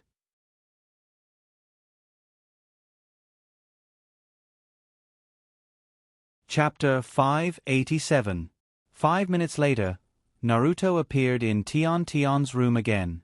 Tion was still sitting on the bed, looking suspiciously at Naruto, who suddenly appeared. "What the hell are you doing? Is this your genjutsu or reality?" Naruto asked. "What, you are a wood leaf ninja, can't you tell the difference between genjutsu and reality?" Tion really can't tell the difference. All the signs and experience all show that she is in reality. But shouldn't this be an genjutsu? Tion looked at Naruto suspiciously. Naruto came to Tion's side and pulled Tion out of the bed. The teleportation circle lit up, and Tion carefully looked at the circle of light rising from the ground. In the next moment, the light mist filled the room, and Naruto took Tion and disappeared from the room. When they reappeared, they were already at the North Pole. "Where is this?" A cold wind blew, and Tion shivered. Naruto's left eye lit up with red light. Because the contact lens was still there, Tion couldn't see the lines of the Manjikyu Sharingan clearly. However, the constant gathering of chakra could still be seen, and the red light caused by it was still visible. "Your eyes. What dojutsu are you using?" Naruto didn't hide it and casually replied, "Manjikyu Sharingan, it can distort space." Naruto explained. Naruto took Tion and left the place. Naruto stared at the place where the two appeared. There was a ripple in the space, and then there was a crisp sound like a mirror breaking. Tion asked, "What are you doing?" Naruto smiled slightly. "To be on the safe side, we came here to make a transit and then erase the traces of the teleportation circle." With that said, Naruto's side lit up again, and the circle of light enveloped the two of them and rose again. Tion suddenly wanted to struggle. She could vaguely feel that something was not right today. It might be different from what she thought. However, Tion was shocked to find that she could no longer control her body. She clearly wanted to leave this person's side, but her body didn't move. "What did you do to me?" Tion glared at Naruto. Naruto's lips curled upwards. "Nothing much. I just blocked your nerve center and took over control of your body." Naruto explained. A halo of light rose up, and chakra gathered together. With a pang, a mist of light filled the air. Naruto and Tion disappeared once again. 3 seconds after Naruto disappeared, a ripple appeared at the place where the two had disappeared. Then, an explosion occurred out of nowhere, erasing all traces. Space-time bomb. This is one of Naruto's newly developed space trap ninjutsu. It can be used to erase traces of teleportation, and it can also be used to trap people. It's Naruto's proud work. Pang. Naruto appeared with Tion at the Great Snow Mountain Research Institute. "Welcome to the Great Snow Mountain Research Institute." Naruto's hand let go of Tion. Tion staggered and almost fell. She could move her body, and control was back? After confirming that her body was free, Tion jumped back a few meters. While guarding against Naruto, she looked around. "Who the hell are you? Where did you take me?" Naruto looked at Tion with a funny look and introduced himself again. "I'm Uzumaki Naruto, didn't you guess it? As for here, didn't you say, agreed to leave wood leaf with me?" Tion pinched herself with the hand behind her back. "It hurts." Then she put her hand into the ninja bag and scratched the sharp blade of the shuriken with her finger. Blood flowed out. She felt the pain of her fingers, the sticky warm blood on her hand, and the taste of the blood. She can confirm that this is reality. She didn't fall into the opponent's genjutsu. "Did you really take me out of wood leaf?" Naruto smiled kindly. At this moment, under the mountain wall, a strong wind blew. Several children and several dragon eagles flew up from the bottom of the mountain. Sniffing with their noses, they stared at Tion restlessly. Several giant beasts suddenly appeared in front of Tion's nerves became more tense. She put her hand on the ninja bag and was ready to fight back. Naruto hurriedly drove them away. "Go away, this is not for you." Hearing this sentence, the giant beasts seemed to be very disappointed. They whimpered and left while chasing each other. Sorry, these are still children, they only know how to eat all day. Tion's mouth twitched. Do you let them eat people? Naruto explained, sometimes they do eat people, but I usually stop them. Usually stop them? That means there are some who don't stop them? Tion felt his scalp tingling, and for a moment he didn't know what to say. The atmosphere was a bit awkward. Fortunately, Hinata rushed over at this time. The movement of the giant beasts just now was really not small. Naruto-kun. It turned out that you came back. I was wondering why those little guys suddenly made a fuss. This is... Hinata saw Tion and asked tentatively, You are? Tion. Tion also looked at Hinata. The Byakugan of the Hyuga clan is really easy to recognize. Coupled with Tion's familiarity with Hinata Ningji, she quickly associated the identity of Hinata. She was a little uncertain. Hyuga? Hinata? The two women recognized each other, and the atmosphere suddenly relaxed a lot. Tion turned to look at Naruto and confirmed with Hinata, So, he is really Naruto? Uzumaki Naruto? Naruto said proudly, Yes. In the spiritual network, Hinata couldn't help but ask Naruto, Naruto-kun, why did you bring Tion? Could it be? Naruto. Hinata felt a little panicked.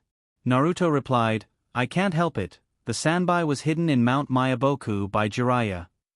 I can only wait for them to seal the Sanbai in Tion's body. Answering Hinata's question, Naruto said to the two, Tion just came here and is not used to it. Hinata, you can answer some questions for her. You can tell her anything that is not particularly confidential. Anyway, she won't be able to return to Woodleaf for a year. After explaining, Naruto left. Soon, when the Woodleaf found that Tion was no longer in the Woodleaf, there will be a big show. Naruto and Preserved Egg have been looking forward to this big show for a long time. Now is the time to find some popcorn and wait for the show. After Naruto left, Tion asked again. Is that guy really Naruto? I remember that Naruto used to be a dwarf. Hinata was stunned. To be honest, she has always regarded herself as Naruto's girlfriend. After hearing this sentence, she was really embarrassed. Naruto, he grew taller. Tion continued to ask, what about his hair? Hinata thought of Naruto's words before leaving. She can answer anything that is not particularly confidential.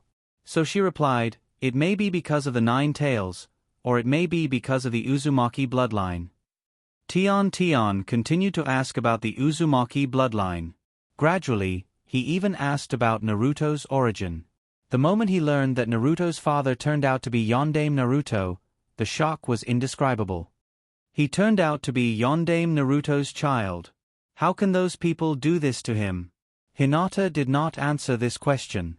At the same time, Woodleaf Ninja Village. One of the 4 Umbu ninjas responsible for monitoring Tion finally entered Tion's house. The disappearance of Tion, the human pillar force of the Sanbai, was finally known.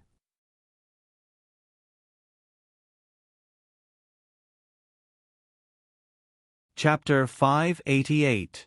The Sanbai is missing. Kakashi felt like he was struck by lightning when he heard the news. He made too many preparations to capture the Sanbai Woodleaf.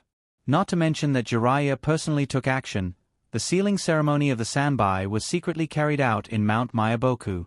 But now, on the first day Tion returned to Woodleaf, the Sanbai disappeared. The most terrible thing is that until the news came back, Woodleaf didn't know about it. How did he disappear? Didn't I ask the 4 of you to protect him in secret? Kakashi's face was terrible. The 4 Umbu ninjas knelt on the ground. The leader calmly reported, before Human Pillar Force disappeared, we saw a white light flashing in the Human Pillar Force's house. When we went in, Human Pillar Force had disappeared. There was a lot of white mist in the house, and the concentration of chakra was also very high. Preliminary inference should be that he was psychic. Psychic? Kakashi breathed a sigh of relief in his heart. If it was psychic, It could only be related to the toad in Mount Mayaboku. But didn't Tion just come back from Mount Mayaboku? Why did he go to Mount Mayaboku? Moreover, this kind of thing, Jiraiya should inform him first. But thinking about Jiraiya's habit of doing whatever he wants, it's not impossible. Go to Jiraiya-sama's residence. If he is there, let him come to see me immediately. One of the ninjas on the ground disappeared. Soon, in less than 2 minutes, Jiraiya was found. You're in a hurry to find me? What happened this time? Jiraiya frowned. He didn't want to see Kakashi.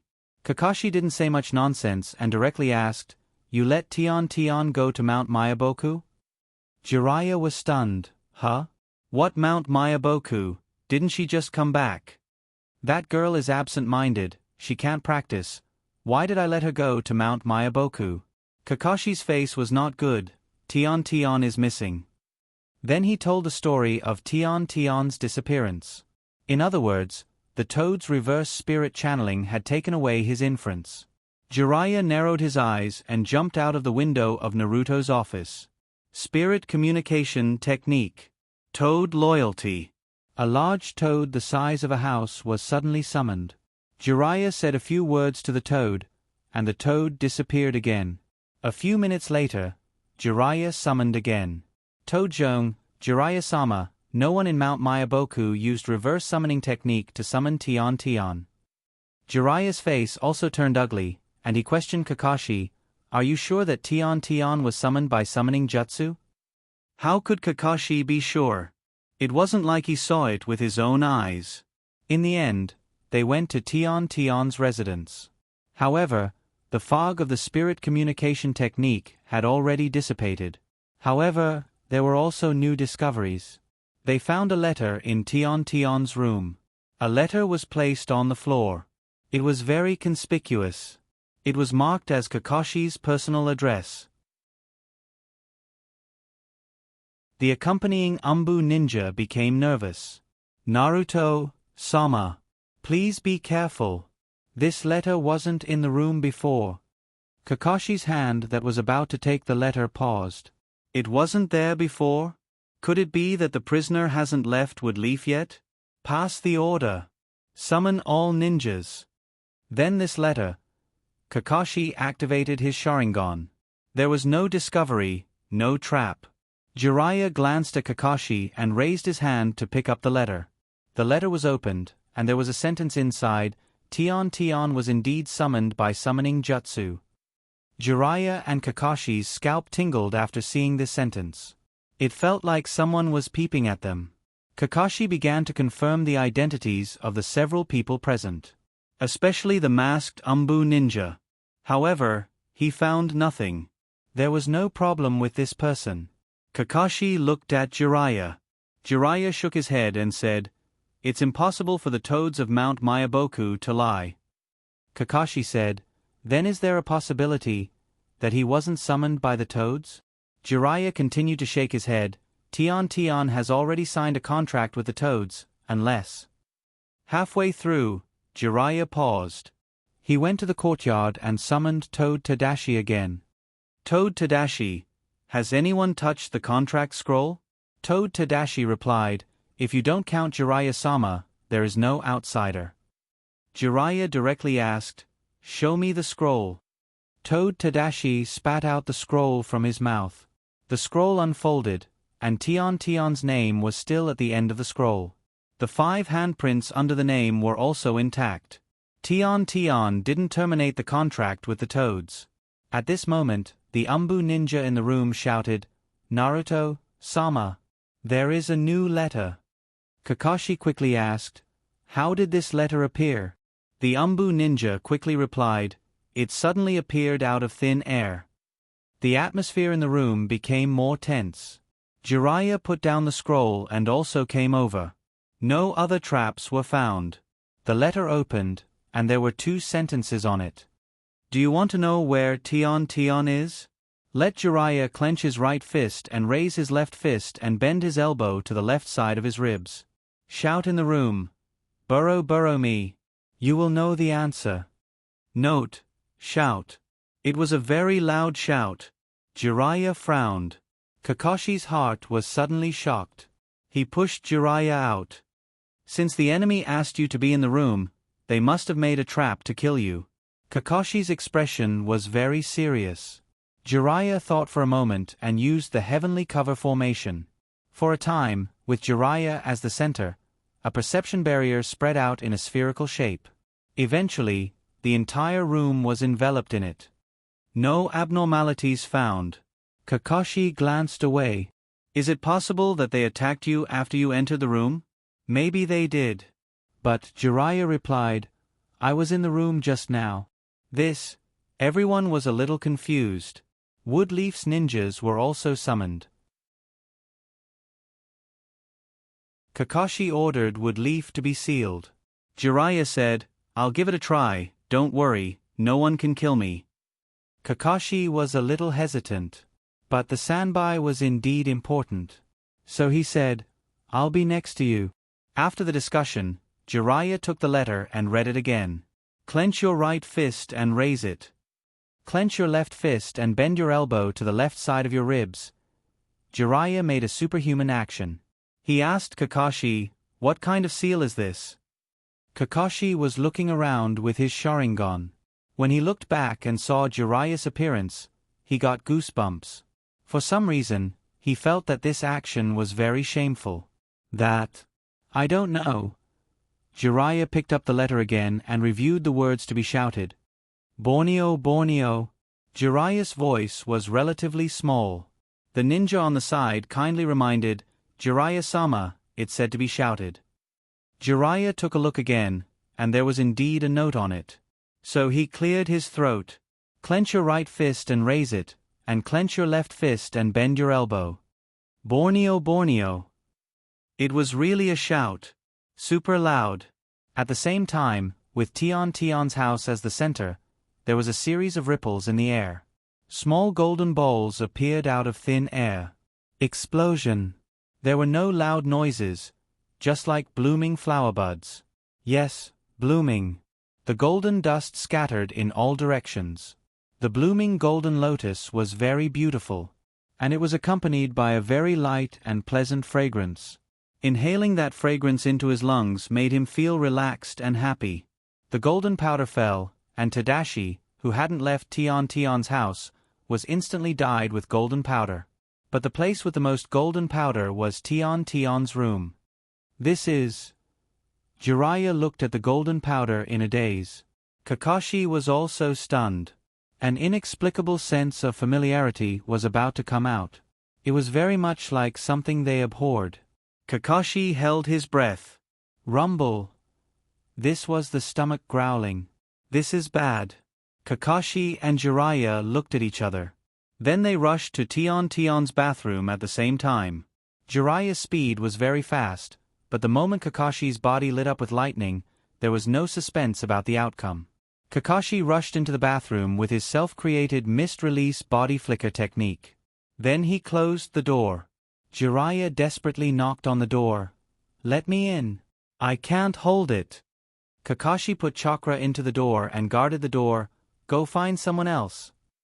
Jiraiya took a step forward and his body stiffened. It's over.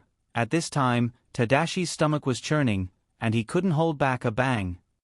A fart came out, and it was so smelly that it directly smelled 3 Umbu ninjas. His fart made Umbu ninjas lie down? Tadashi's old face turned red and apologized. I'm sorry, I seem to have eaten something bad.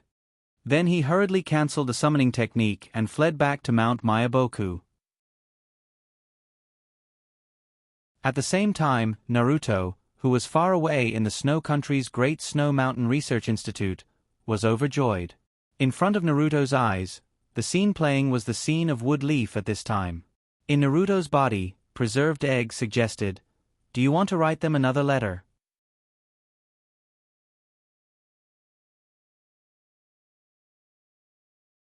Chapter 589. Kakashi didn't know how the Sanbai disappeared, but he was very clear about who did it. Now, the thing he regretted most was staying by Jiraiya's side. If he wasn't in the room, would he be safe? Kakashi, who was squatting in the toilet, didn't know that Tadashi, who had been staying outside the room, was also tricked. Not only that, but he also brought that thing to Mount Myaboku. Therefore, this matter has become the biggest stain in Tadashi's life. 6 hours later.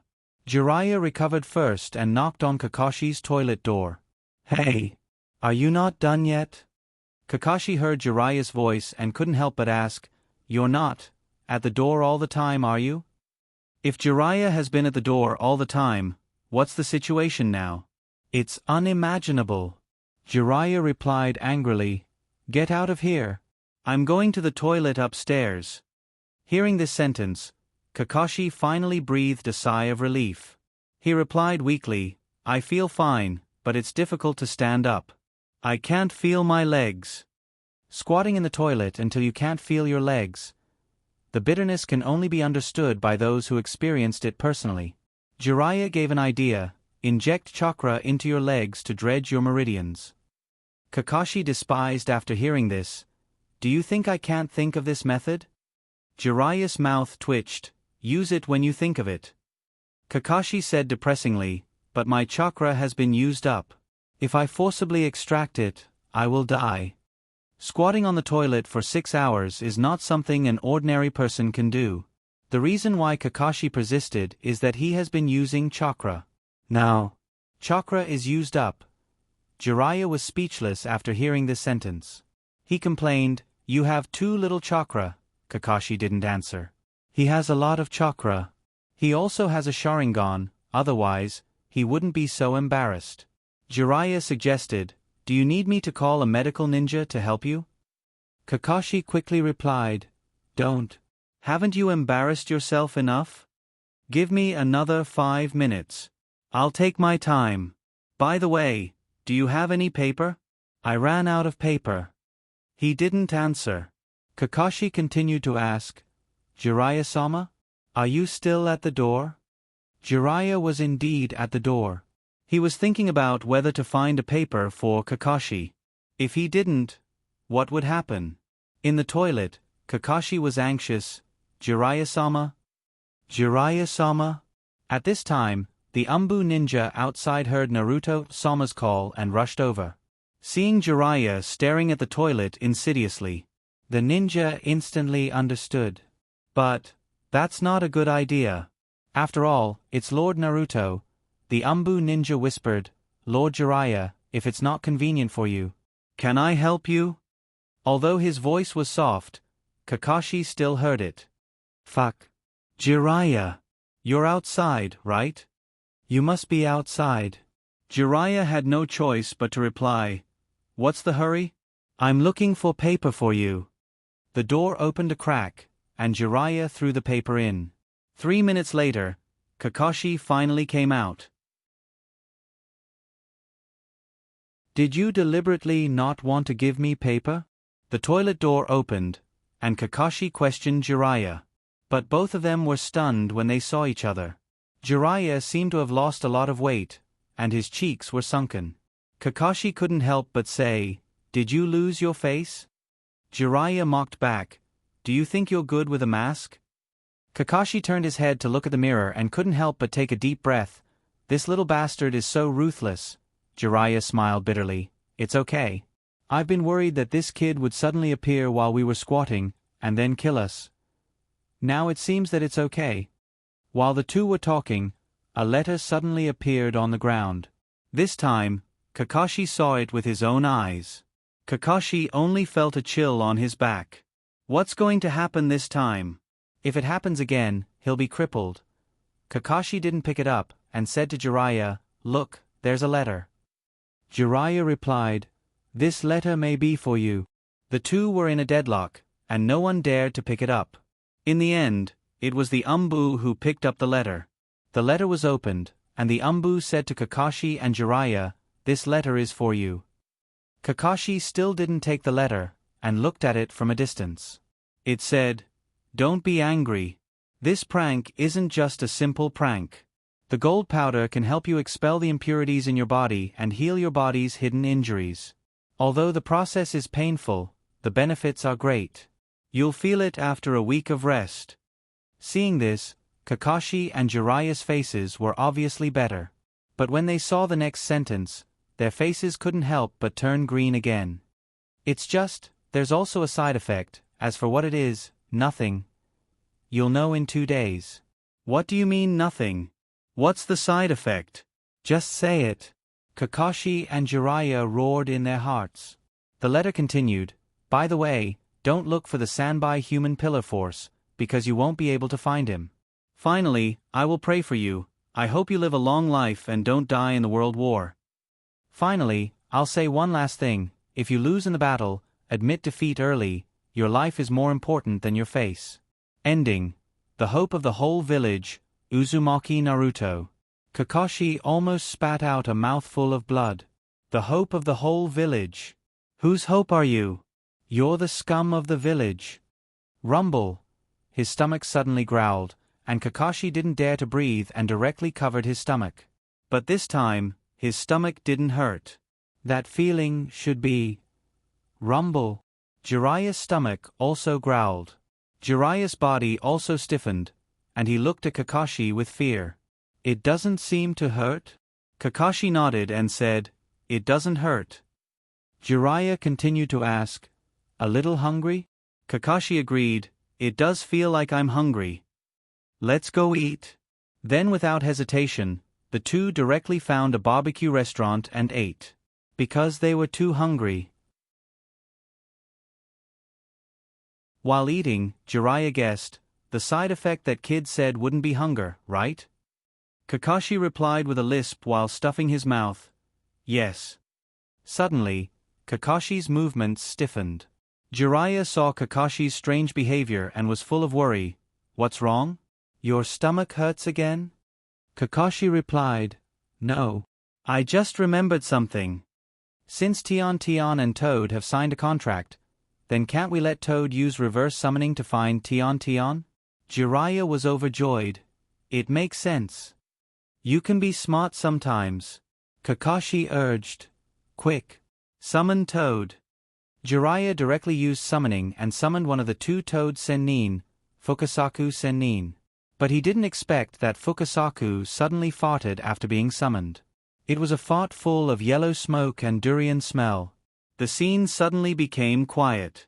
Kakashi and Jiraiya's stomach, which had already recovered, began to hurt again the moment they smelled the fart. Fukasaku Sennin. You. Jiraiya clutched his stomach and couldn't speak. He thought of something. This fart. It's contagious. Fukasaku was very angry, and said, you what? Jiraiya. I was looking for you. You made my Mount Mayaboku full of fart smell. You have to give me an explanation for this. Shan's chi sank into his dantian as he shouted. Bang! A fart was let out like an accompaniment. And Toad Sennin has been squatting in the toilet and can't come out. Ding! 4 sounds, dang. 4 sounds. You come back to Mount Mayaboku with me. Boo.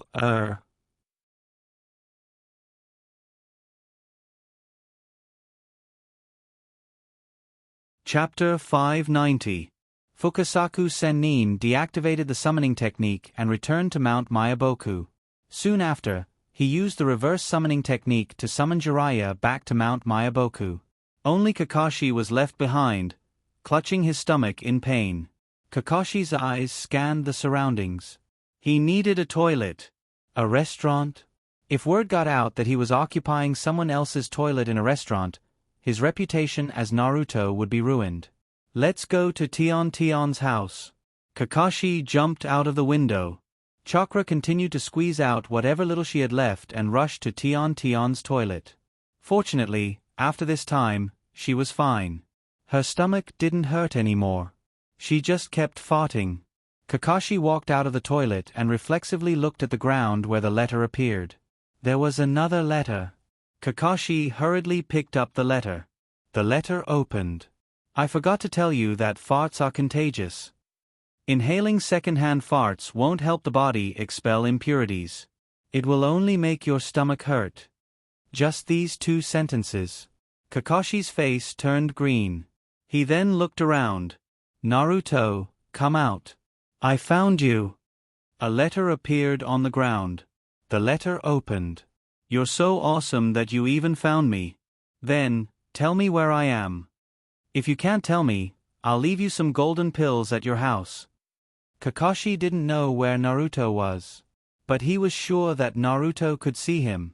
In that case, Kakashi said, "You're in this room." A letter appeared out of thin air. The letter opened. "Sorry, you guessed wrong. I'll go to your house and leave you some golden pills." Kakashi's heart skipped a beat. What was he going to do now? Stay at Tion's house or go back to his own? This choice depended on whether Naruto was telling the truth. If Naruto was in this room, then he was lying. Then, the moment he left, Naruto might take the opportunity to leave. If Naruto didn't say anything, he would miss the best opportunity to capture Naruto. Kakashi made a hand seal. Shadow Clone Jutsu. Kakashi only had one doppelganger. One of the two Kakashi in the room rushed home. "Naruto? Are you still there?" A letter appeared on the floor of Tion's house. The letter opened. "Why aren't you here? If you can think of using clones, then have you forgotten that I'm best at clones? What's the use of sending a point home?" Kakashi took a deep breath. "Naruto, in that case, why don't you come out and talk? Aren't you tired?" Another letter appeared on the ground.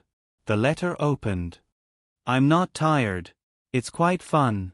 But Kakashi-sensei, I only have 10 letters left. If you want to ask some useful questions, you'd better hurry up. Otherwise, if you accidentally finish writing, I won't play with you anymore." Kakashi's expression darkened. "You want to play with me? Forget it. Now isn't the time to be angry." But before Kakashi could ask, another letter appeared on the floor. Conviction opened. "Kakashi-sensei, let me tell you, it's impossible to use reverse summoning to summon Tion back. As for why, you can ask Jiraiya when he returns." Kakashi's heart skipped a beat. Then, 4 more letters appeared. Each of these 4 letters only had one word. When connected, they read, "Ha, ha, ha, ha." Only these 5 letters were used up. There were still 5 letters left. Kakashi couldn't help but curse, "Are you crazy?" The 6th letter appeared. 2 words. "Sorry. Did I ask you to apologize?" Kakashi was going crazy. He hurriedly asked, "Naruto, what are you trying to do?" Naruto replied with a letter, "Eat too much. Don't you know that eating too much is a terrible thing?" Kakashi gritted his teeth. If Naruto was here, he would definitely electrocute that brat's ass. There were still 3 letters. Kakashi suppressed his anger. He asked, "Send Tion back. The conditions are negotiable."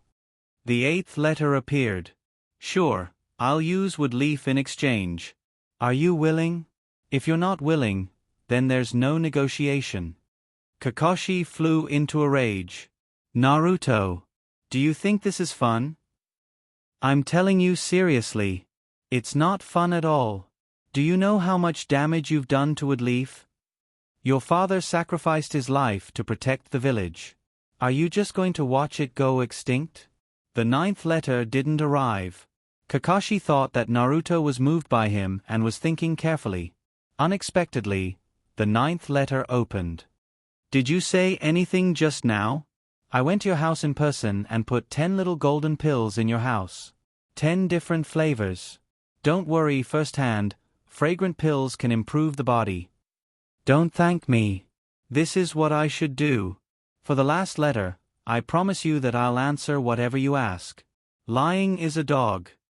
Kakashi was already furious, but when he saw the last sentence, he felt a little better. He also became more cautious. Before they caught Naruto, this question was very precious to Woodleaf. Kakashi thought carefully and finally asked the most important question at the moment. "Naruto, tell me, where is Tion?" After asking the question, Kakashi didn't say anything and waited for Naruto's answer. The 10th letter appeared in Tion's house. Kakashi took a deep breath.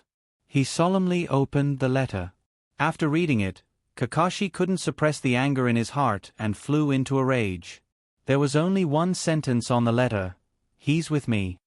It wasn't a lie, but wasn't it nonsense? "You little bastard. Just you wait. Don't let me catch you." No more letters appeared on the ground. The opened letters suddenly burst into flames and floated up. Was he trying to destroy the letters? Although he didn't know what the letters were for, Kakashi's first reaction was to not let Naruto have his way. Water release. Great waterfall technique. However, Chakra's water couldn't extinguish the flames at all. Instead, it made the letters burn faster. "Naruto, come out here. Don't play tricks," Kakashi roared. But there was no response from the house. There were no more letters on the ground. It seemed that, as Naruto said, after the 10th letter, he wouldn't communicate with him again. Kakashi frowned and deduced, "Is that letter a special new type of ninja tool? After the 10th letter, he stopped playing with me. In the end, he destroyed the letter. There are signs that there's something wrong with this letter." Well, if Woodleaf mastered this technology, then Woodleaf's intelligence network. Kakashi hurriedly went to find the other letters. The letters he received before. But all the letters were gone. There's a problem. Jiraiya returned to Woodleaf and found Kakashi. Kakashi hurriedly asked, "Where's Tion Tion?" Jiraiya shook his head. Kakashi continued to ask, "What's the matter? Tell me in detail." Jiraiya replied, "The contract scroll was lost by Tadashi. The contract between Tion Tion and Tadashi was cancelled." Kakashi roared, "Such an important thing. How could he lose it? Did Naruto go to Mount Mayaboku again?" Kakashi thought of the farting Fukasaku Sennin. Jiraiya sighed, "No, the scroll was lost in Woodleaf. Just when I was shouting Borneo Borneo." Kakashi closed his eyes. After a while he smiled bitterly. "Should we be happy or angry now? Naruto, this kid, has grown up."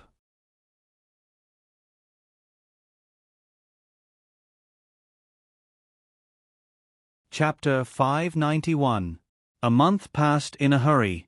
During this month, Woodleaf didn't give up looking for the whereabouts of the Sanbai human pillar force, but unfortunately, they found nothing. Woodleaf Ninja Village. Naruto's office. Two white-haired fat men were sitting opposite each other and seemed to be discussing something. "What do you think Naruto wants to do with the human pillar force?" A puddle of Kakashi was lying on Naruto's chair. That's right, a puddle. Since that day when he was tricked by Naruto, Kakashi had a big appetite. Every meal was the size of several people, so his weight also became the size of several people. The same thing happened not only to Kakashi, but also to Jiraiya, and all the Woodleaf Ninja, and Toad Tadashi. After that, Kakashi finally understood what the so-called side effect was. "It's getting fat." "What a side effect." The fat Jiraiya slumped on the chair. Every time he breathed, the flesh on his body rippled like water. It was very strange. "I'm wondering if it has something to do with the Akatsuki." After listening to Jiraiya's words, Kakashi hesitated. There's no news about that organization in the past 3 years.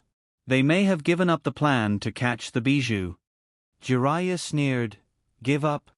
You didn't forget that 3 years ago, Deidara caught my love and framed Iwagakure, did you? It's a pity that after the truth of the matter was found out, Iwagakure no longer existed." And then, Jiraiya didn't say anything. Kakashi's face changed. After the destruction of Iwagakure, Woodleaf knew the truth of the matter. But they hid the truth. Because only in this way can Sannin point the spear at Kumogakure. Only then could Sannin and Woodleaf form an alliance. If Sannin knew that it wasn't Iwagakure who took my love, and that my love wasn't in the hands of Kumogakure, but another Akatsuki, he wouldn't have known. If Sannin continues to join forces with Kumogakure, Woodleaf will be attacked from both sides. It's better to let that matter rot in our stomachs. Kakashi sighed. Jiraiya was silent for a moment. Once upon a time, he also disdained conspiracies. He liked to use Tong Tong's methods. But sometimes, he really couldn't help himself. He could not watch the wood leaf being destroyed before his eyes. Jiraiya didn't speak, so Kakashi changed the topic. Let's not talk about this. Didn't you say that you want to tell me what Great Toad Sennin told you? Speaking of Great Toad Sennin, Jiraiya became serious. Great Toad Sennin told me that the child of the prophecy is a boy with red hair. Not many people in Wood Leaf knew about Great Toad Sennin's prophecy, and Naruto was one of them. Kakashi's heart jumped. He thought of Naruto. Jiraiya continued, "Remember I told you that when I was young, I taught several ninjas in the Rain Country?" Kakashi was still in a daze. Jiraiya raised his voice. "Hey, I'm talking to you, what are you daydreaming about?" Kakashi finally came to his senses. "What?" Jiraiya repeated, "I said, I taught ninjutsu to 3 children in the Land of Rain, because one of the 3 children had Rinnegan." Kakashi nodded. "Oh, you said that, what's wrong?" Jiraiya said seriously, "That child had red hair." Kakashi froze again, "That child also had red hair? So the child of the prophecy is not Naruto? Also, Naruto is so unreliable, he doesn't look like the child of the prophecy." "No." Kakashi suddenly thought of something. "Didn't you say last time that the 3 children you taught in the Rain Country are not dead?" Jiraiya said seriously, "I suspect they are not dead, at least Nagato is not dead." Just when Kakashi and Jiraiya were chatting about who the child of the prophecy was, outside the Rain Country, at the bottom of a deserted valley, all the members of the Akatsuki were welcoming the new members of the organization. The legendary 9 Tails Human Pillar Force, Uzumaki Naruto. "Hello everyone, my name is Uzumaki Naruto, please take care of me in the future." Naruto stood on the head of Sanbai and greeted the members of the Akatsuki. Naruto came first, and no one knew how he came. Zetsu looked at Sanbai, then looked at Obito. Obito introduced, "This is my new member." He was the one who took the Sanbai back from Konoha. The nepenthes above Zetsu's head opened and closed, and a black and white face inside frowned. Taking back the Sanbai from Konoha's hands surprised him, but what's even more puzzling is, how did you convince him? Rinnegan communicated with the Gedo Mazo, hand seal. Summoning Jutsu. Obito's hand pressed on the ground. A huge Gedo Mazo appeared in front of everyone in a cloud of smoke. Obito said coldly, "Let's do the business first, Seal Sanbai." Zetsu didn't ask again. The others who had their heads tilted and ears perked up were very disappointed. In fact, they didn't need to come in person. This time, they mainly wanted to see the new member, the legendary 9 Tails Human Pillar Force. The Human Pillar Force joined the Akatsuki. This is interesting. After seeing the Gedo Mazo, Sanbai was a little scared and took a few steps back. Naruto touched Sanbai's head and comforted, "Don't be afraid, that's your body." After comforting Sanbai, Naruto jumped up and landed on the Gedo Mazo's left little finger. The ring Naruto was wearing was the empty ring, which was the place where Orochimaru used to be. The seal lasted for 12 hours. When the seal was over, Obito announced, "Go back and rest, we will seal Rokubi in 2 days." Seal Rokubi so soon? When was the Rokubi Human Pillar Force caught? Why didn't they know? Ignoring everyone's surprise, Obito directly disappeared with space ninjutsu. As soon as Obito left, Zetsu looked at Naruto with a complicated expression. "Welcome to the Akatsuki." He smiled slightly and left. After Obito and Zetsu left, the others couldn't help but gossip. Kisame was the first to come over. I said, "Are you really the 9 Tails Human Pillar Force?" Naruto nodded. Others were surprised. Ghost Mermaid continued asking, "Then do you have anything you want to do? Don't you want to live? Or do you have a terminal illness?" Naruto was going to explain. He said that he had mastered the method of separating tailed beasts. But suddenly he felt that it would be more interesting if he didn't explain. So he made a sad look and smiled bitterly. I thought I hid it well, but I didn't expect you to see it. Yes, I have a terminal illness, and now I can only live for 5 years, so before I die, I want to do something meaningful. So after Madara Sr. found me and told me what the Akatsuki is, I decided to join. I am willing to exchange my death for world peace.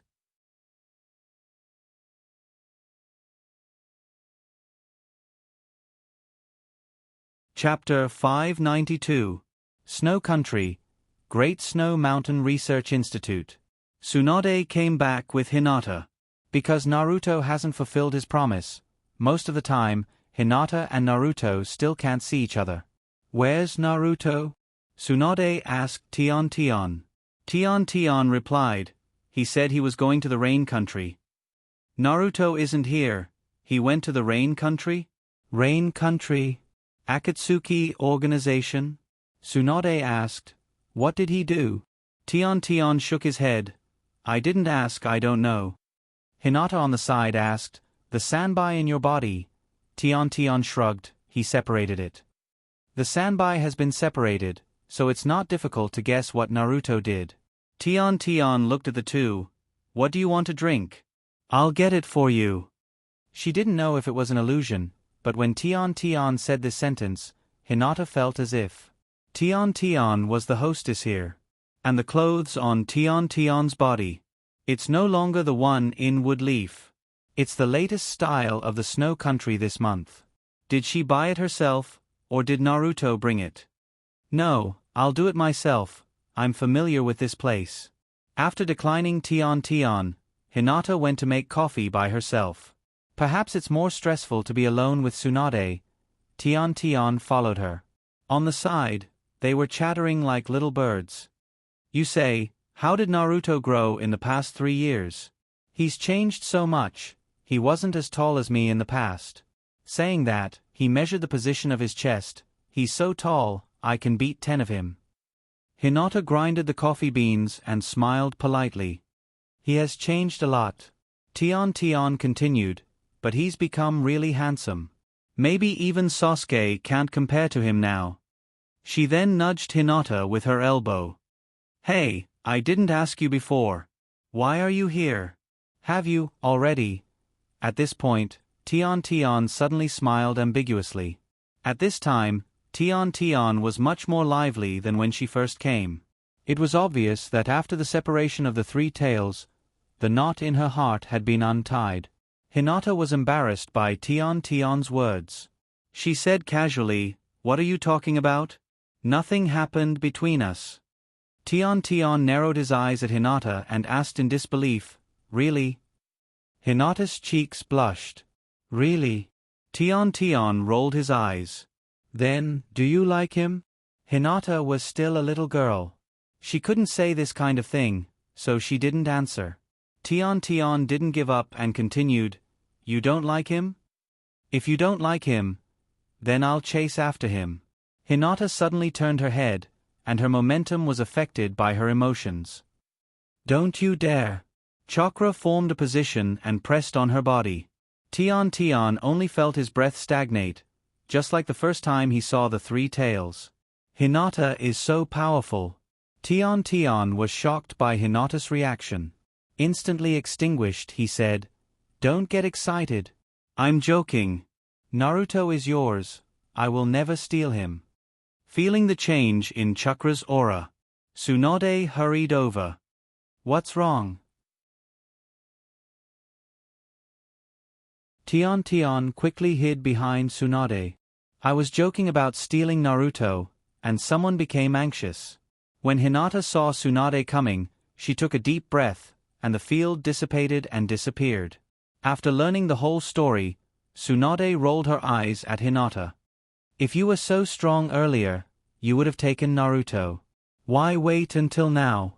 I'm telling you, when he comes back this time, you should mention the marriage. You can't delay it anymore. I'm still waiting to hold grandchildren. Grandchildren? The apprentice's children are indeed grandchildren. Tion wasn't shocked by this, but, marriage? Tsunade-sama, are you talking about marriage now? They are 1 year younger than me.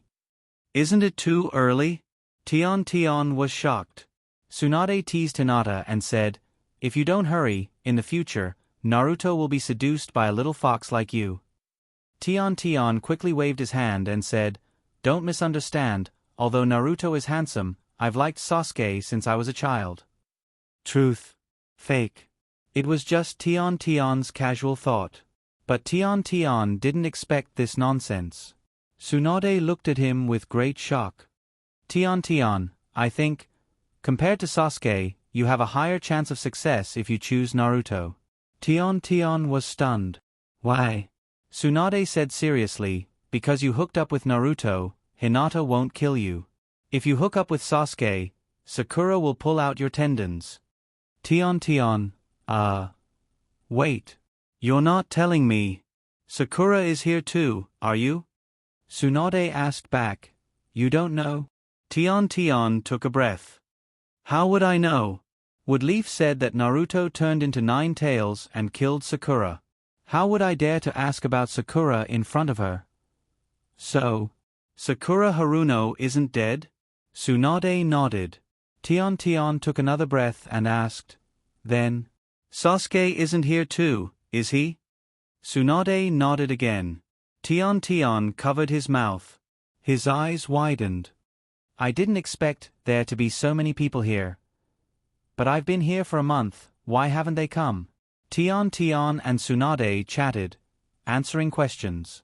Soon, Tion learned that the relationship between Sasuke and Naruto was complicated. It wasn't bad, but it wasn't good either. They were enemies, but it wasn't quite right to call them friends. To be precise, they were enemies. Therefore, Sasuke wouldn't take the initiative to come to Naruto. And Sakura Haruno and Tion were working hard to conquer Sasuke. Therefore, where Sasuke wasn't there, Sakura Haruno couldn't be seen. Also, Sasuke was now Naruto's subordinate. Teske. I didn't expect Naruto to really be rich. I thought he was bragging before. So, the Snow Country is also his? Naruto didn't give Tion a ban, and Tsunade didn't hide it either. What should be said and what shouldn't be said became the topic of conversation. They chatted. As a result, Tion learned more and more. But he didn't say anything very confidential. The 3 girls were chatting happily. No, to be precise, Tsunade and Tion chatted happily. They even talked about Shizen. When he learned that Shizen already had a son, and that his son could ride a pig, Tion deeply felt that it was too boring to stay in Woodleaf. Every one of those who left Konoha had a more interesting life than those who were kept in Konoha. This is life. After listening to all kinds of gossip, Tion, who was young, sighed with melancholy and yearning. Tsunade joked, "What's wrong? Are you tempted to get married too? If you like anyone, tell me, as long as it's not Hinata or Sakura, I will definitely help you." Tsunade had become a good sister at this time, a close friend. It could be seen that the two were chatting very happily. However, at this time, a cold snort suddenly came from the door. "You don't even know your own affairs, and you still want to help others?" Tsunade froze, smiled brightly, turned back, and bowed. "Second grandfather." "Second grandfather?" Tion looked at the person at the door, and the more he looked, the more familiar he was. "You are second Naruto, Sama?"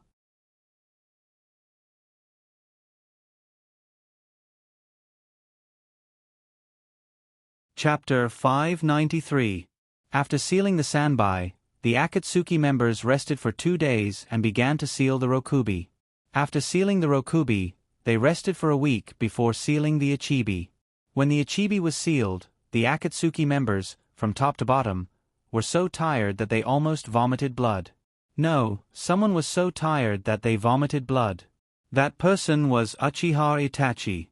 In the Battle of the Mist Village, Itachi used his Manjikyu Sharingan too much. At that time, it was Tsunade who saved his life. Now, he had to seal 3 bijou in half a month. His body was almost unable to bear it. Itachi coughed violently, and blood flowed from his fingers. Dark red blood was not a good sign. "Senpai, are you okay?" Naruto heard Itachi's violent coughing and came over. Looking at the blood on Itachi's hand, he was somewhat worried. Itachi wiped his hand and replied indifferently, "I'm fine. But I have a few words to ask you. Is it convenient to talk alone?" Naruto looked at Uchiha Itachi. The tattoo on Itachi's face made the 21-year-old Uchiha Itachi look like a 31-year-old uncle. And that haggard face. Such an Uchiha Itachi was really irresistible. Moreover, Naruto didn't want to refuse. He had been waiting for Itachi to come to him, and he knew what Itachi wanted to ask him. "Okay, then let's find a place to talk alone." Itachi was in front, and Naruto was behind him. The two of them went to the rooftop of the Akatsuki's apartment. "I learned from Orochimaru that Sasuke is with you." Itachi was the first to break the silence. Naruto didn't hide it. "Yes, he has been practicing hard to defeat you." Naruto stared at Itachi's face, but Itachi didn't show much emotion on his face. Itachi continued to ask, "Is he as strong as you now?" Naruto replied, "No, he is now my subordinate." Itachi's mood finally fluctuated. There was doubt and displeasure. Then, Genjutsu was launched. The world in front of Naruto turned blood red. Rusty square iron nails as thick as an arm nailed his body. Itachi used this to defeat Orochimaru's Genjutsu shackle. Naruto kept a smile on his face. "Senpai, if I remember correctly, the Akatsuki forbade you to attack your companions." As he spoke, the spikes on Naruto's body suddenly turned golden, disintegrated, and turned into a group of golden butterflies that danced. It was very dreamy and beautiful. Golden butterflies sprinkled golden powder on the ground, and the black soil under Naruto's feet began to change, turning into rows of white stone bricks, then into a snow-white road, and tall buildings rose from the ground. Some were squarish, some were castles, and there were all kinds of dazzling jewels. In the middle of these tall buildings, there was also a small winding river. The boat was to the river. Was to the city. There was to Naruto, to. And Naru. Those people were lifelike, doing their own things. "I'll take you to see someone." Naruto walked in front. Itachi was shocked by Naruto's control of Genjutsu. He was hesitant, but he still followed. Naruto took Uchiha Itachi to the mercenary academy. He took Itachi to Sasuke's classroom.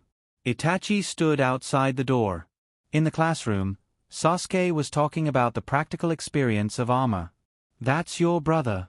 Do you want to talk to him?" Although it was a question, Naruto didn't wait for Itachi's answer and knocked on the door. In the classroom, Sasuke looked outside the door. At the same time, Snow Country, Mercenary Academy. In the same scene, Sasuke was in class when he heard a knock on the door. When he saw Naruto through the door mirror, he couldn't help but frown. He directly asked Naruto on the psychic network, "Do you have nothing better to do? Did you make a projection to find me in reality?" Naruto replied, "I brought you an old acquaintance from the Rain Country." "An old acquaintance from the Rain Country?" "The Rain Country, Akatsuki, this is a secret to others. But to Sasuke, Naruto has never hidden it." "Uchiha Itachi?" Sasuke asked. Naruto replied, "Yes." Sasuke in the classroom took a deep breath and replied, "I don't want to see him. Unless you bring me the real body, then I'll kill him." Naruto said patiently, "Don't you want to know why your brother killed people? Do you think he told you the truth?" "I just stole a part of his memory and found a great secret." Sasuke asked, "What did you find?" Naruto replied, "Your brother used Genjutsu to rewrite your memory, but I don't know what he rewrote, so I need your help. You communicate with him and stimulate him to remember that memory, and then I can cut out that part of the memory." Sasuke hesitated. "You're not lying to me?" Naruto asked, "Am I idle?" Finally, Sasuke walked out of the classroom.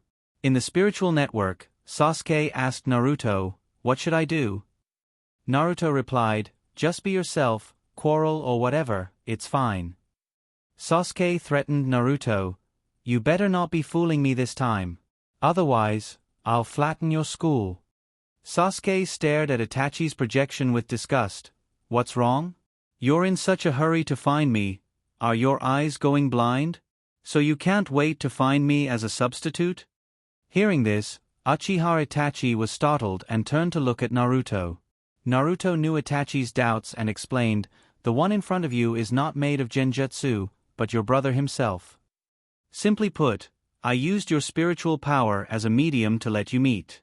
Itachi took a breath. "What kind of ninjutsu is this?" Naruto shook his head.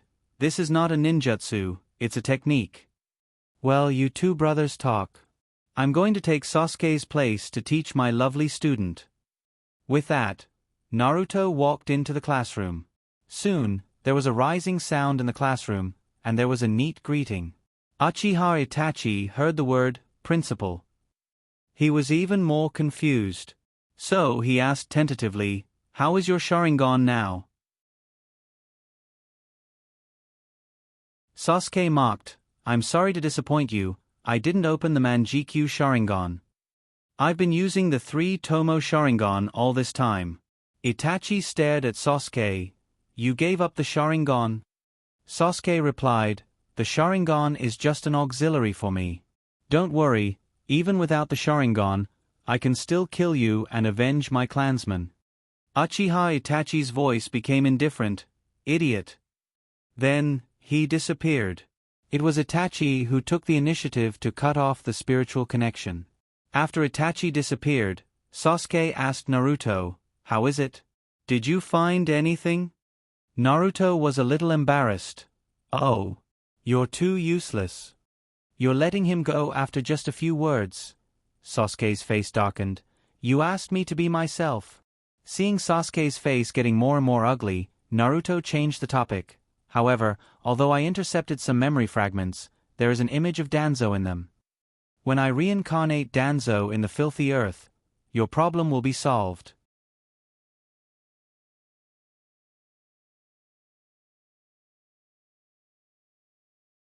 Chapter 594. The truth of the extermination of the Uchiha clan was revealed after Danzo was reincarnated by the Edo Tensei. The process was relatively rough, and Naruto directly scanned Danzo's memory.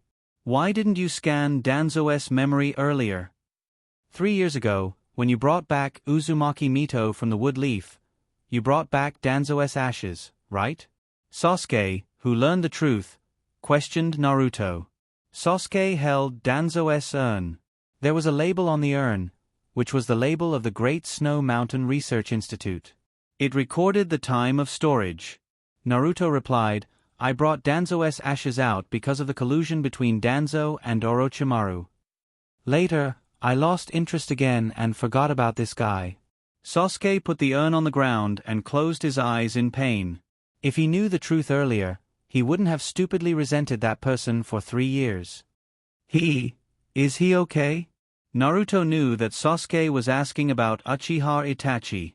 So he replied, "He's not okay. A few days ago, he sealed 3 tailed beasts in a row, and he was so tired that he vomited blood."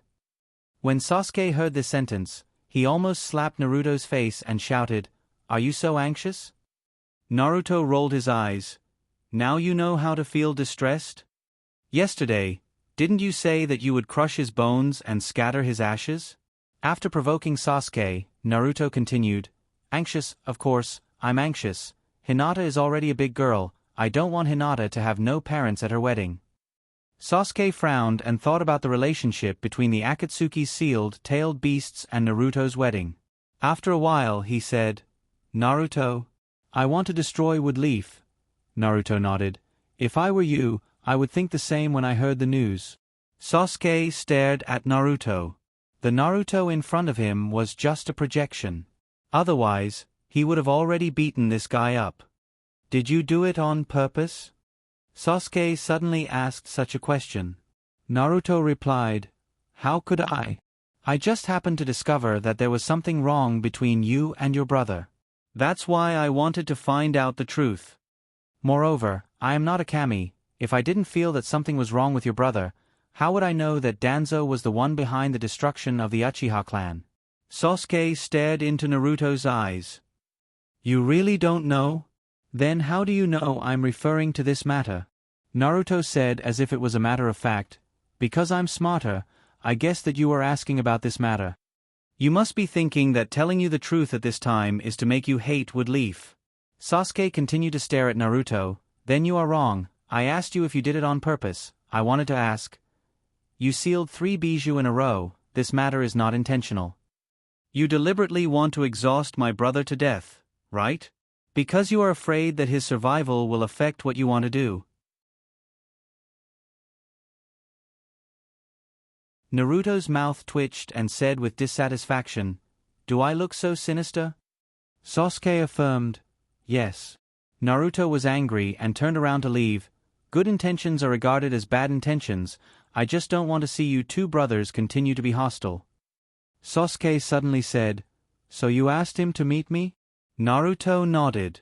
Sasuke continued, Then how do you know that we can resolve the misunderstanding by meeting, instead of intensifying the conflict? Admit it, you already knew the truth of the matter, didn't you?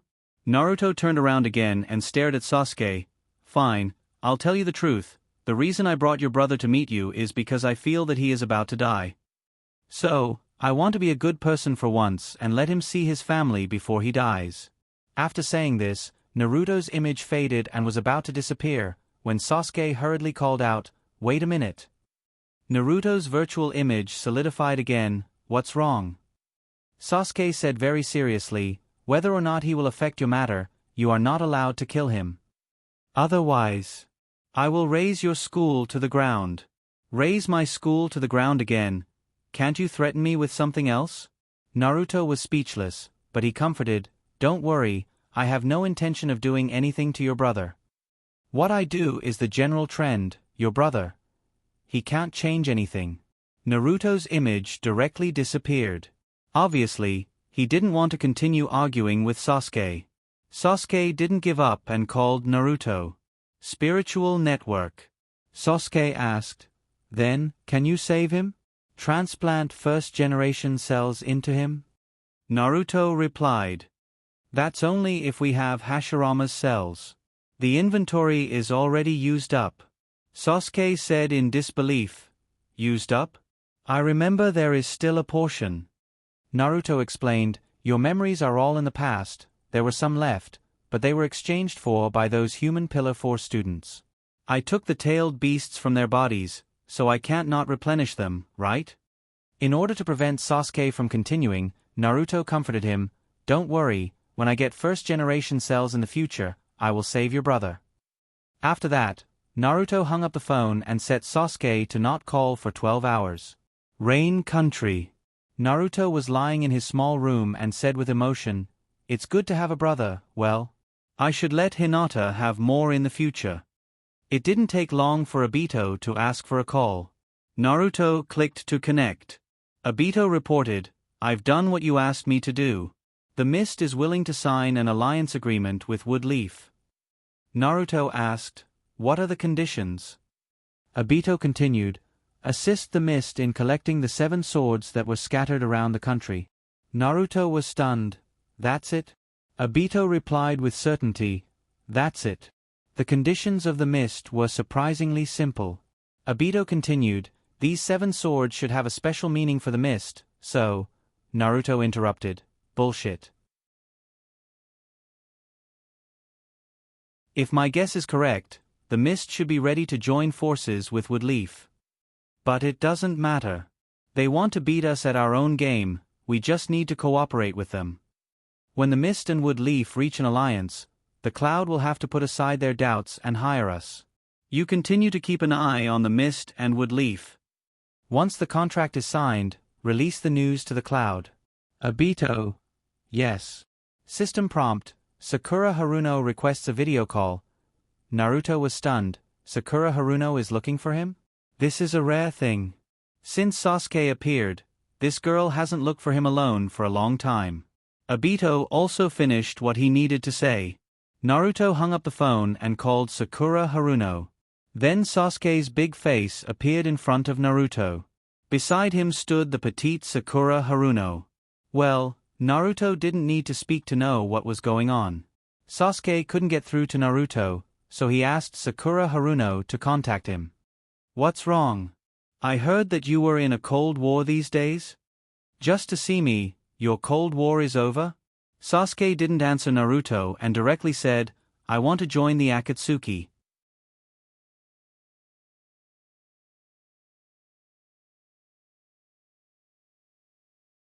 Chapter 595. You want to join the Akatsuki. What do you want to do? Naruto wasn't surprised that Sasuke wanted to join the Akatsuki. After all, Sasuke had a lot of reasons. First of all, Itachi was in the Akatsuki.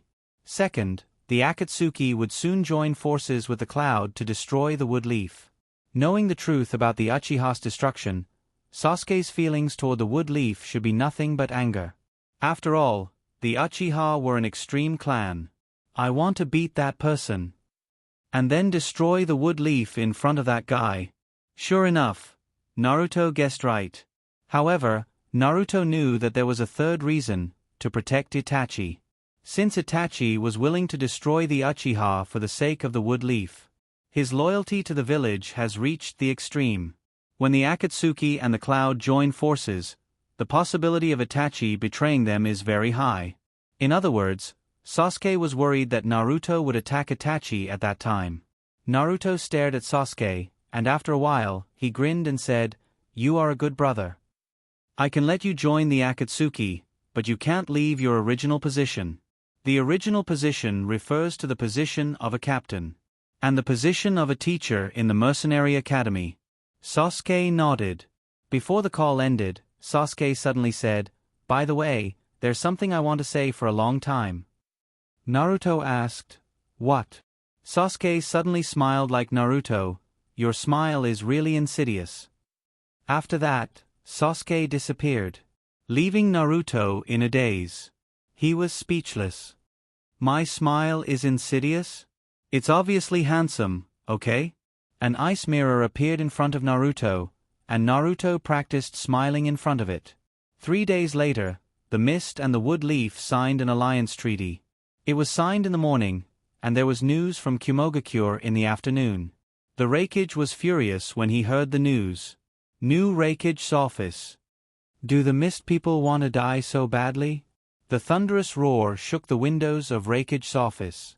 The secretary on the side stood still, waiting for the Raikage to vent his anger.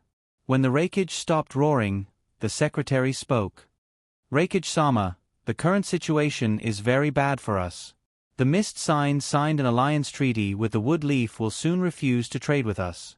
At that time, the Earth countries is to have a low grain yield will have a low grain yield wills food." While saying that, the secretary handed the summarized data to Raikage. Raikage's face became even uglier as he asked, "What about the surrounding small countries? Do they dares?" The secretary pointed to the form in his hand and explained, "The land of demons, the neighboring land of Earth, announced last week that their harvest was bad, so they cancelled the export of food." The Raikage clenched his fist. "Bad harvest? What a lousy excuse. If that's the case, send a team over and burn their granary." The secretary then explained the situation of other countries. In short, because of the wind and fire country, most of them refused to trade with the Cloud. What about the sea transportation from the lightning country? The secretary explained, there is no problem with the sea transportation, but, the Mist and Wood Leaf join forces. There may be problems in the future. The Raikage was silent. Could it be that his grand plan had to stop here? The door was knocked, and a ninja came to report, "Raikage-sama, the envoy of the Rain Country wants to see you." The Rain Country? The Raikage turned to look at the border of the land of earth, fire, and wind. The Raikage said to the secretary, "By the way, why didn't I hear you mention the Rain Country?" The secretary replied, "In recent years, the Rain Country declared that it was dealing with internal strife, so it has been in a state of seclusion." Internal strife? What kind of internal strife can last for 3 years? The Rain Country is controlled by Hanzo the Salamander, a demigod. The Raikage narrowed his eyes and thought for a while, then said, "Let him in." As soon as his words fell, Obito and Kisame wearing the Akatsuki uniform came in. The Raikage's face changed. "Akatsuki, why are you here?" Obito, who was wearing a mask, said with a smile, "The Cloud Village can occupy the Earth Country. What's so strange about the Akatsuki occupying the Rain Country?" Hearing this sentence, Raikage narrowed his eyes and stared at Obito for a long time, then he laughed. "So, that old guy is dead? Good." Obito shrugged. "You're overpraising him, you said he's an old guy." The Raikage nodded. Then, "You came here this time," Obito said. "The Rain Country is a bit small, and we want to expand it. And the Wind Country and the Earth Country are not good enough for us, so we want to cooperate with you." The Raikage frowned. "You want the Fire Country?" Obito nodded and said, "Once it's done, how about the Land of Wind and the Land of Water belong to you?" The Raikage stared at Obito. Obito suddenly laughed. "Just kidding, we have few people, and we don't have such a big appetite, so how about half of the Fire Country?" Hearing this, Hu Leiying's face became a lot better, and asked, "How is the Rain Country's food production?"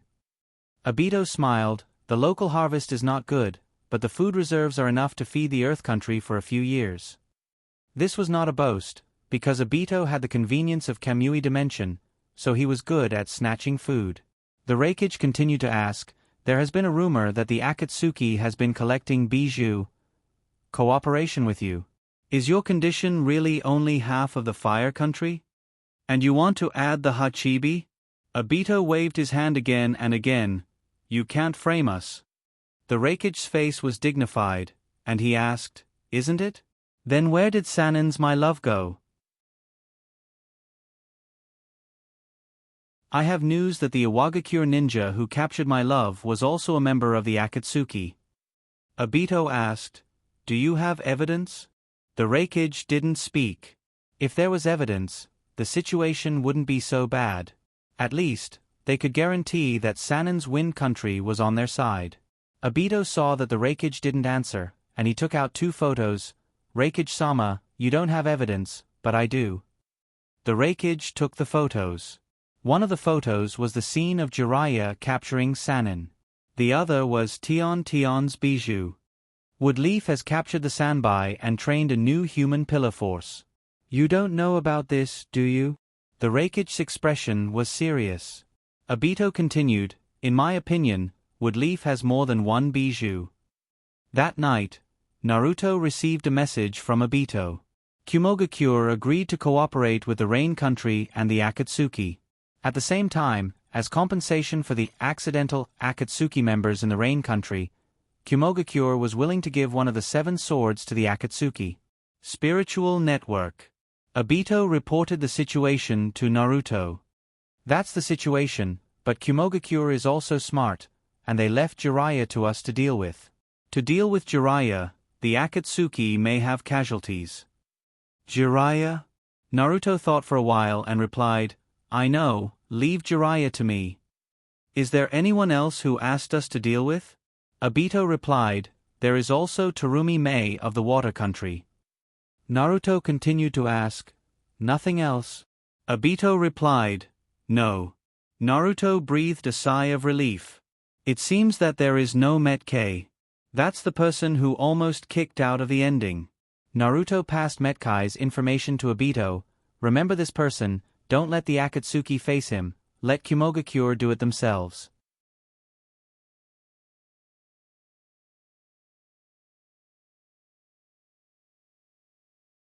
Chapter 596.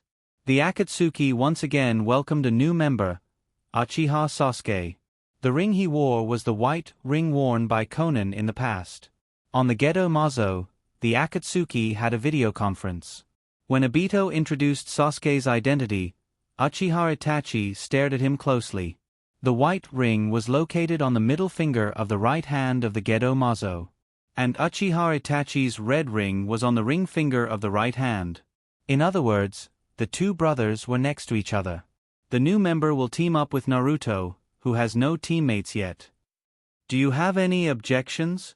If you want to team up with your brother, as long as the person involved has no problem, it's not a problem. Obito looked at Sasuke. At this time, Kisame said to Uchiha Itachi, "Your brother is here too. This is interesting. How about it? If you want to team up with your brother, I can make room for you."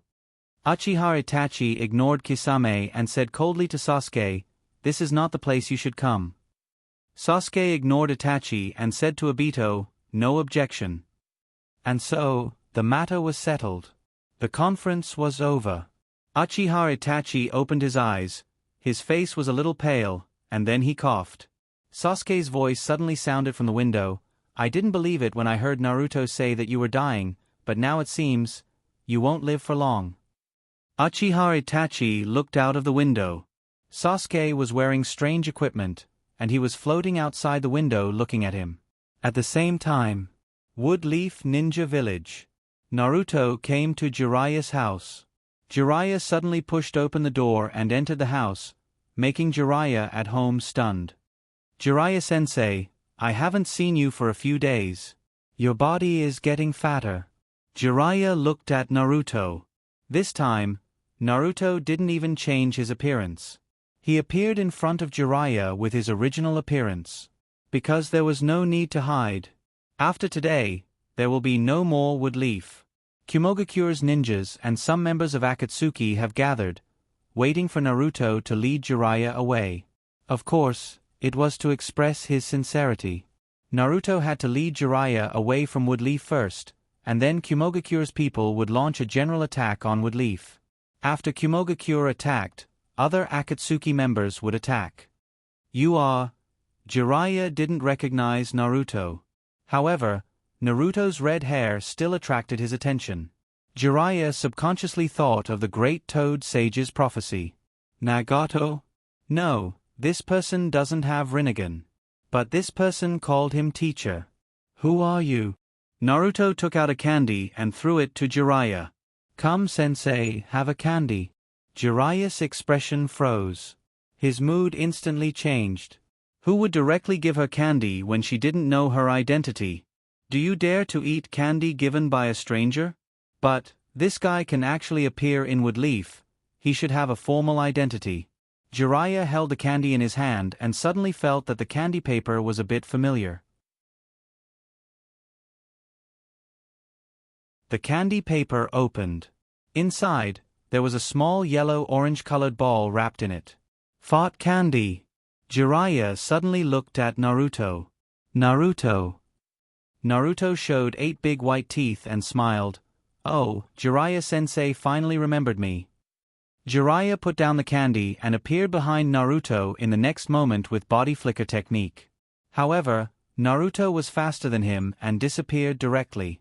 Outside the room, Naruto knocked on the door. "Jiraiya-sensei? The room is too small, I will wait for you outside." Jiraiya in the room was stunned. What happened just now? There was no sign at all, and it didn't seem like he cancelled the shadow clone jutsu. Jiraiya tentatively opened the door. Naruto stood outside the door. "Jiraiya-sensei, do you want to know the whereabouts of Tion? If you want to know, come with me." Saying that, he jumped up and landed on the roof opposite Jiraiya's house. Jiraiya jumped up and caught up with Naruto, and directly asked Naruto, "What are you doing?" Naruto didn't directly answer. He said to himself, "Jiraiya-sensei, do you remember our last competition? The competition of speed. Want to do it again? If you can catch up with me, I will tell you." With that, Naruto disappeared with body flicker technique. Jiraiya slightly hesitated, but still chased. Naruto's speed was very stable. No matter how fast Jiraiya was, he was only a little faster than Jiraiya. After a long time, Jiraiya also knew that under normal conditions, he may not be Naruto's opponent in speed. So, he stopped. When Jiraiya stopped, Naruto also stopped. "Jiraiya-sensei, why don't you chase?" The two still haven't left the village. Standing on a tall building. "Naruto, you want to lead me away from Woodleaf? But this method is too childish." Naruto shrugged with a sincere face. To be honest, I just want to compete with you in speed. But Naruto's hand seals. Jiraiya was on guard. The next moment, the space around Jiraiya rippled. Flying Thunder God Jutsu. Space change. Jiraiya disappeared into thin air. But I do want to lead you away. Naruto smiled slightly and disappeared with Flying Thunder God Jutsu. In an unknown valley, Jiraiya and Naruto appeared here one after another. Jiraiya-sensei, it's actually very simple to get you away from Woodleaf. Jiraiya looked at the source of the voice. Naruto's position wasn't far from him, about 5 or 6 meters away. How did you do it? Jiraiya was a little shocked by Naruto's method. Naruto didn't hide it. He explained slowly, it's just a derivative of Flying Thunder God Jutsu. My old man also knows it. It's called space-time barrier. You can seal an attack and release it at another location. He also used this method to teleport away Bijudama. Of course, my jutsu isn't exactly the same as his jutsu. There are a lot of improvements. For example, there won't be any seals when casting jutsu. For example, Naruto saw that Jiraiya was listening seriously, so he stopped talking. For example, you can guess it yourself. Explaining your moves so clearly is too stupid no matter how you look at it. So, let me keep some of it to myself. Jiraiya looked around. The surroundings were filled with ancient trees. The light was dim, and there was also fog. This kind of terrain is very similar to Woodleaf's Forest of Death. However, he has been there before, and the trees there are not as old as this. So, where is this? Naruto is the human pillar force of the Nine Tails. If he can completely control the Nine Tails chakra, the distance of the teleportation is really unpredictable. What do you want to do by bringing me out? Naruto wanted to say, guess, but Jiraiya is also a benefactor to him. After thinking about it, he didn't hide it. Kumogakure wants to do something to Woodleaf. They don't have the courage to do it when you are here, so let me lead you away. Kumogakure wants to do something to Woodleaf. Jiraiya's face finally changed. Naruto, do you know what you are doing? Even if Woodleaf is sorry to you, it's also your home. Naruto nodded in agreement. I agree, so I want to recover Woodleaf as soon as possible. By the way, Jiraiya-sensei, I forgot to tell you. When things are over, I'm going to hold a wedding. How about you be my husband? At the same time, in the rain country, a crow cawed and flew from afar to inform Uchiha Itachi of the news. Uchiha Itachi heard the crow and said to Sasuke in front of him, I don't have time to play with children. He was about to leave, but the way was blocked by Sasuke. Today, you can't go anywhere. Uchiha Itachi's 3-Tomo Sharingan was instantly upgraded to Manjikyu Sharingan. Stupid brother, you want to block my way? Uchiha Sasuke's 3-Tomo Sharingan was also upgraded to Manjikyu Sharingan. Stupid brother, you really can't go today. Uchiha Itachi was surprised. Didn't you say you gave up Sharingan? Uchiha Sasa shrugged and said, staying with a liar for too long, I accidentally picked up some bad habits. Why, Oni-san, do you want to teach me a lesson?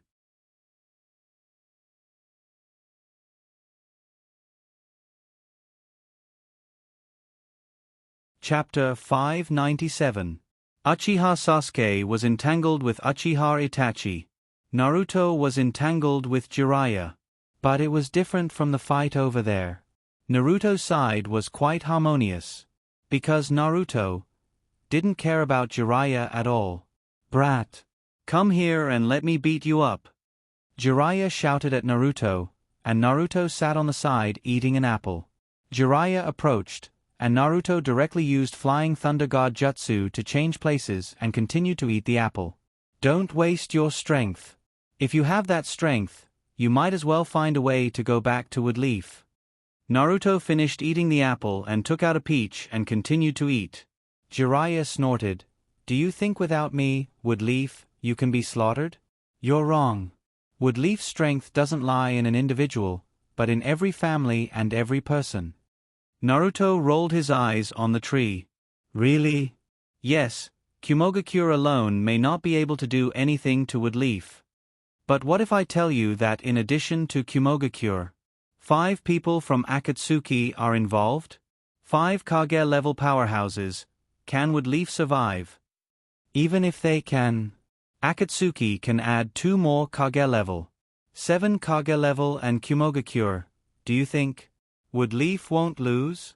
By the way, there's one more thing. I'm about to marry Hinata of the Hyuga clan, so in order to prevent my future father-in-law from dying on the battlefield, the Hyuga clan, I also made a little arrangement. Let's not talk about the process. Let's talk about the result. The Hyuga clan can't participate in this battle. If Jiraiya was scared when Naruto took out Woodleaf, then now he was scared. He knew very well that if things were really as Naruto said, then Woodleaf would be in danger this time. Is what you said true? Naruto nodded and smiled. Yes. Jiraiya's face was red with anger, and he shouted, "Bastard!" Naruto continued eating peaches. Jiraiya pressed his hands on the ground. Summoning Jutsu. The runes condensed, but nothing happened. The spirit summoning technique had failed. Naruto asked, "What's the matter? You want to leave using the spirit communication technique?" "Sorry, I've sealed off the surrounding space. I spent a lot of time setting up this place." Jiraiya frowned, jumped on the tall tree, kept climbing up, and finally stood at the top of the giant tree. He saw the sea. The sea stretched as far as the eye could see. He was stranded on an island. Naruto's voice came from below. "I don't know if you know how to swim. It's not too far from here to the harbor of the Fire Nation. If you can swim 12 miles, you should be able to swim back." Swimming. Ninjas can walk on water, why swim? Jiraiya galloped towards the coast, using the direction of the sun to determine the direction. Then he ran to the sea. Is he going to run back to Woodleaf? No, in his opinion, there was no need to run back to Woodleaf. As long as he ran to a place without the space seal, he could use the spirit communication technique to return to Woodleaf through Mount Mayaboku. However, as soon as Jiraiya's feet touched the sea, he walked a few steps and found that the sea in front of him turned into an island. Turning around, the sea was behind him. He tried again, but the result was still the same. Jiraiya tried to change the direction, but it was still useless. Did Naruto seal the entire island? Is Naruto so powerful now? Jiraiya's heart was shocked. In his opinion, even if Naruto was willing to fight with him, he wouldn't be able to defeat him. Sealing the entire island with one's power is already the means of a god. But, in fact, Jiraiya's body was lying on Naruto's bed at the Great Snow Mountain Research Institute. He was motionless, and his nervous system had been connected to the virtual reality world by Naruto. Naruto smirked and said, "Preserved egg, how long do you think it will take for Jiraiya to realize that it's not reality?" As early as when Naruto entered Jiraiya's house. He gave Jiraiya a large dose of sleeping pills.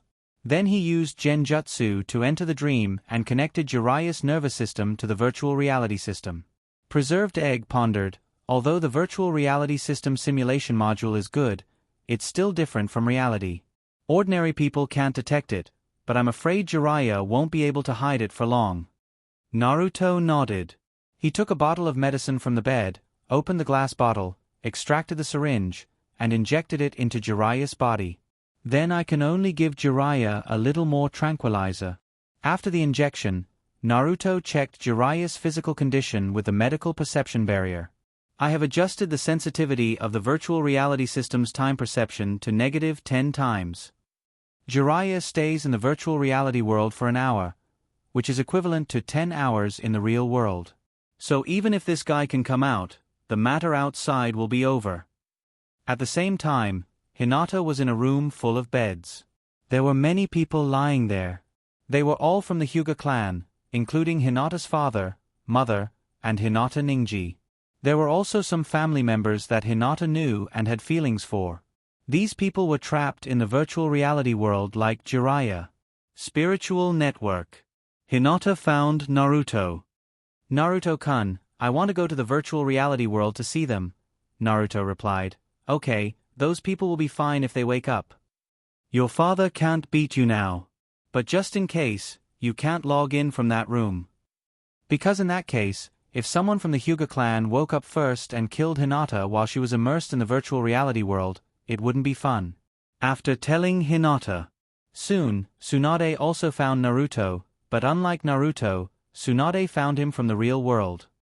Tsunade-san, don't you want to see him? Tsunade shook her head. I'll just stand here and look at him. Naruto didn't say more. But he didn't leave the room. What if Tsunade released Jiraiya? Or Tsunade touched Jiraiya and let him perceive the abnormality in advance? Naruto not only didn't go out, but also reminded Tsunade, Tsunade-san, don't get so close. You have perfume on you. It won't be good if he smells it. While talking, Naruto controlled the water vapor in the air and isolated the small particles with fragrance from Jiraiya's body. In short, what Naruto had to do now was to go all out and erase all possible accidents. Tsunade was very cooperative and didn't approach Jiraiya again. After a while, she took out a bank book from her body and handed it to Naruto. This is his bank book. I didn't touch the money in it. I'll give it to him when he wakes up. Sighing again, Tsunade turned and left. Naruto suggested, you don't want to give it to him yourself? Tsunade replied, no, I'm afraid I won't want to give it to him. Tsunade left. The bank book still had her body temperature and fragrance. Naruto didn't hesitate. A gust of wind rolled up the water vapor in the air and swept away all the temperature and smell on it. Then he threw it out of the door. He did it quickly. Should I keep this bank book? Naruto opened the bank book.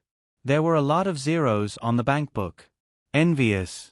But thinking that he wasn't short of money now, he put the bankbook aside and decided to wait for Jiraiya to wake up. He kindly returned the bankbook to Jiraiya. You're tuning in to the Narrate and Escape YouTube channel. Don't forget to subscribe and join us on this journey to catch the most captivating stories.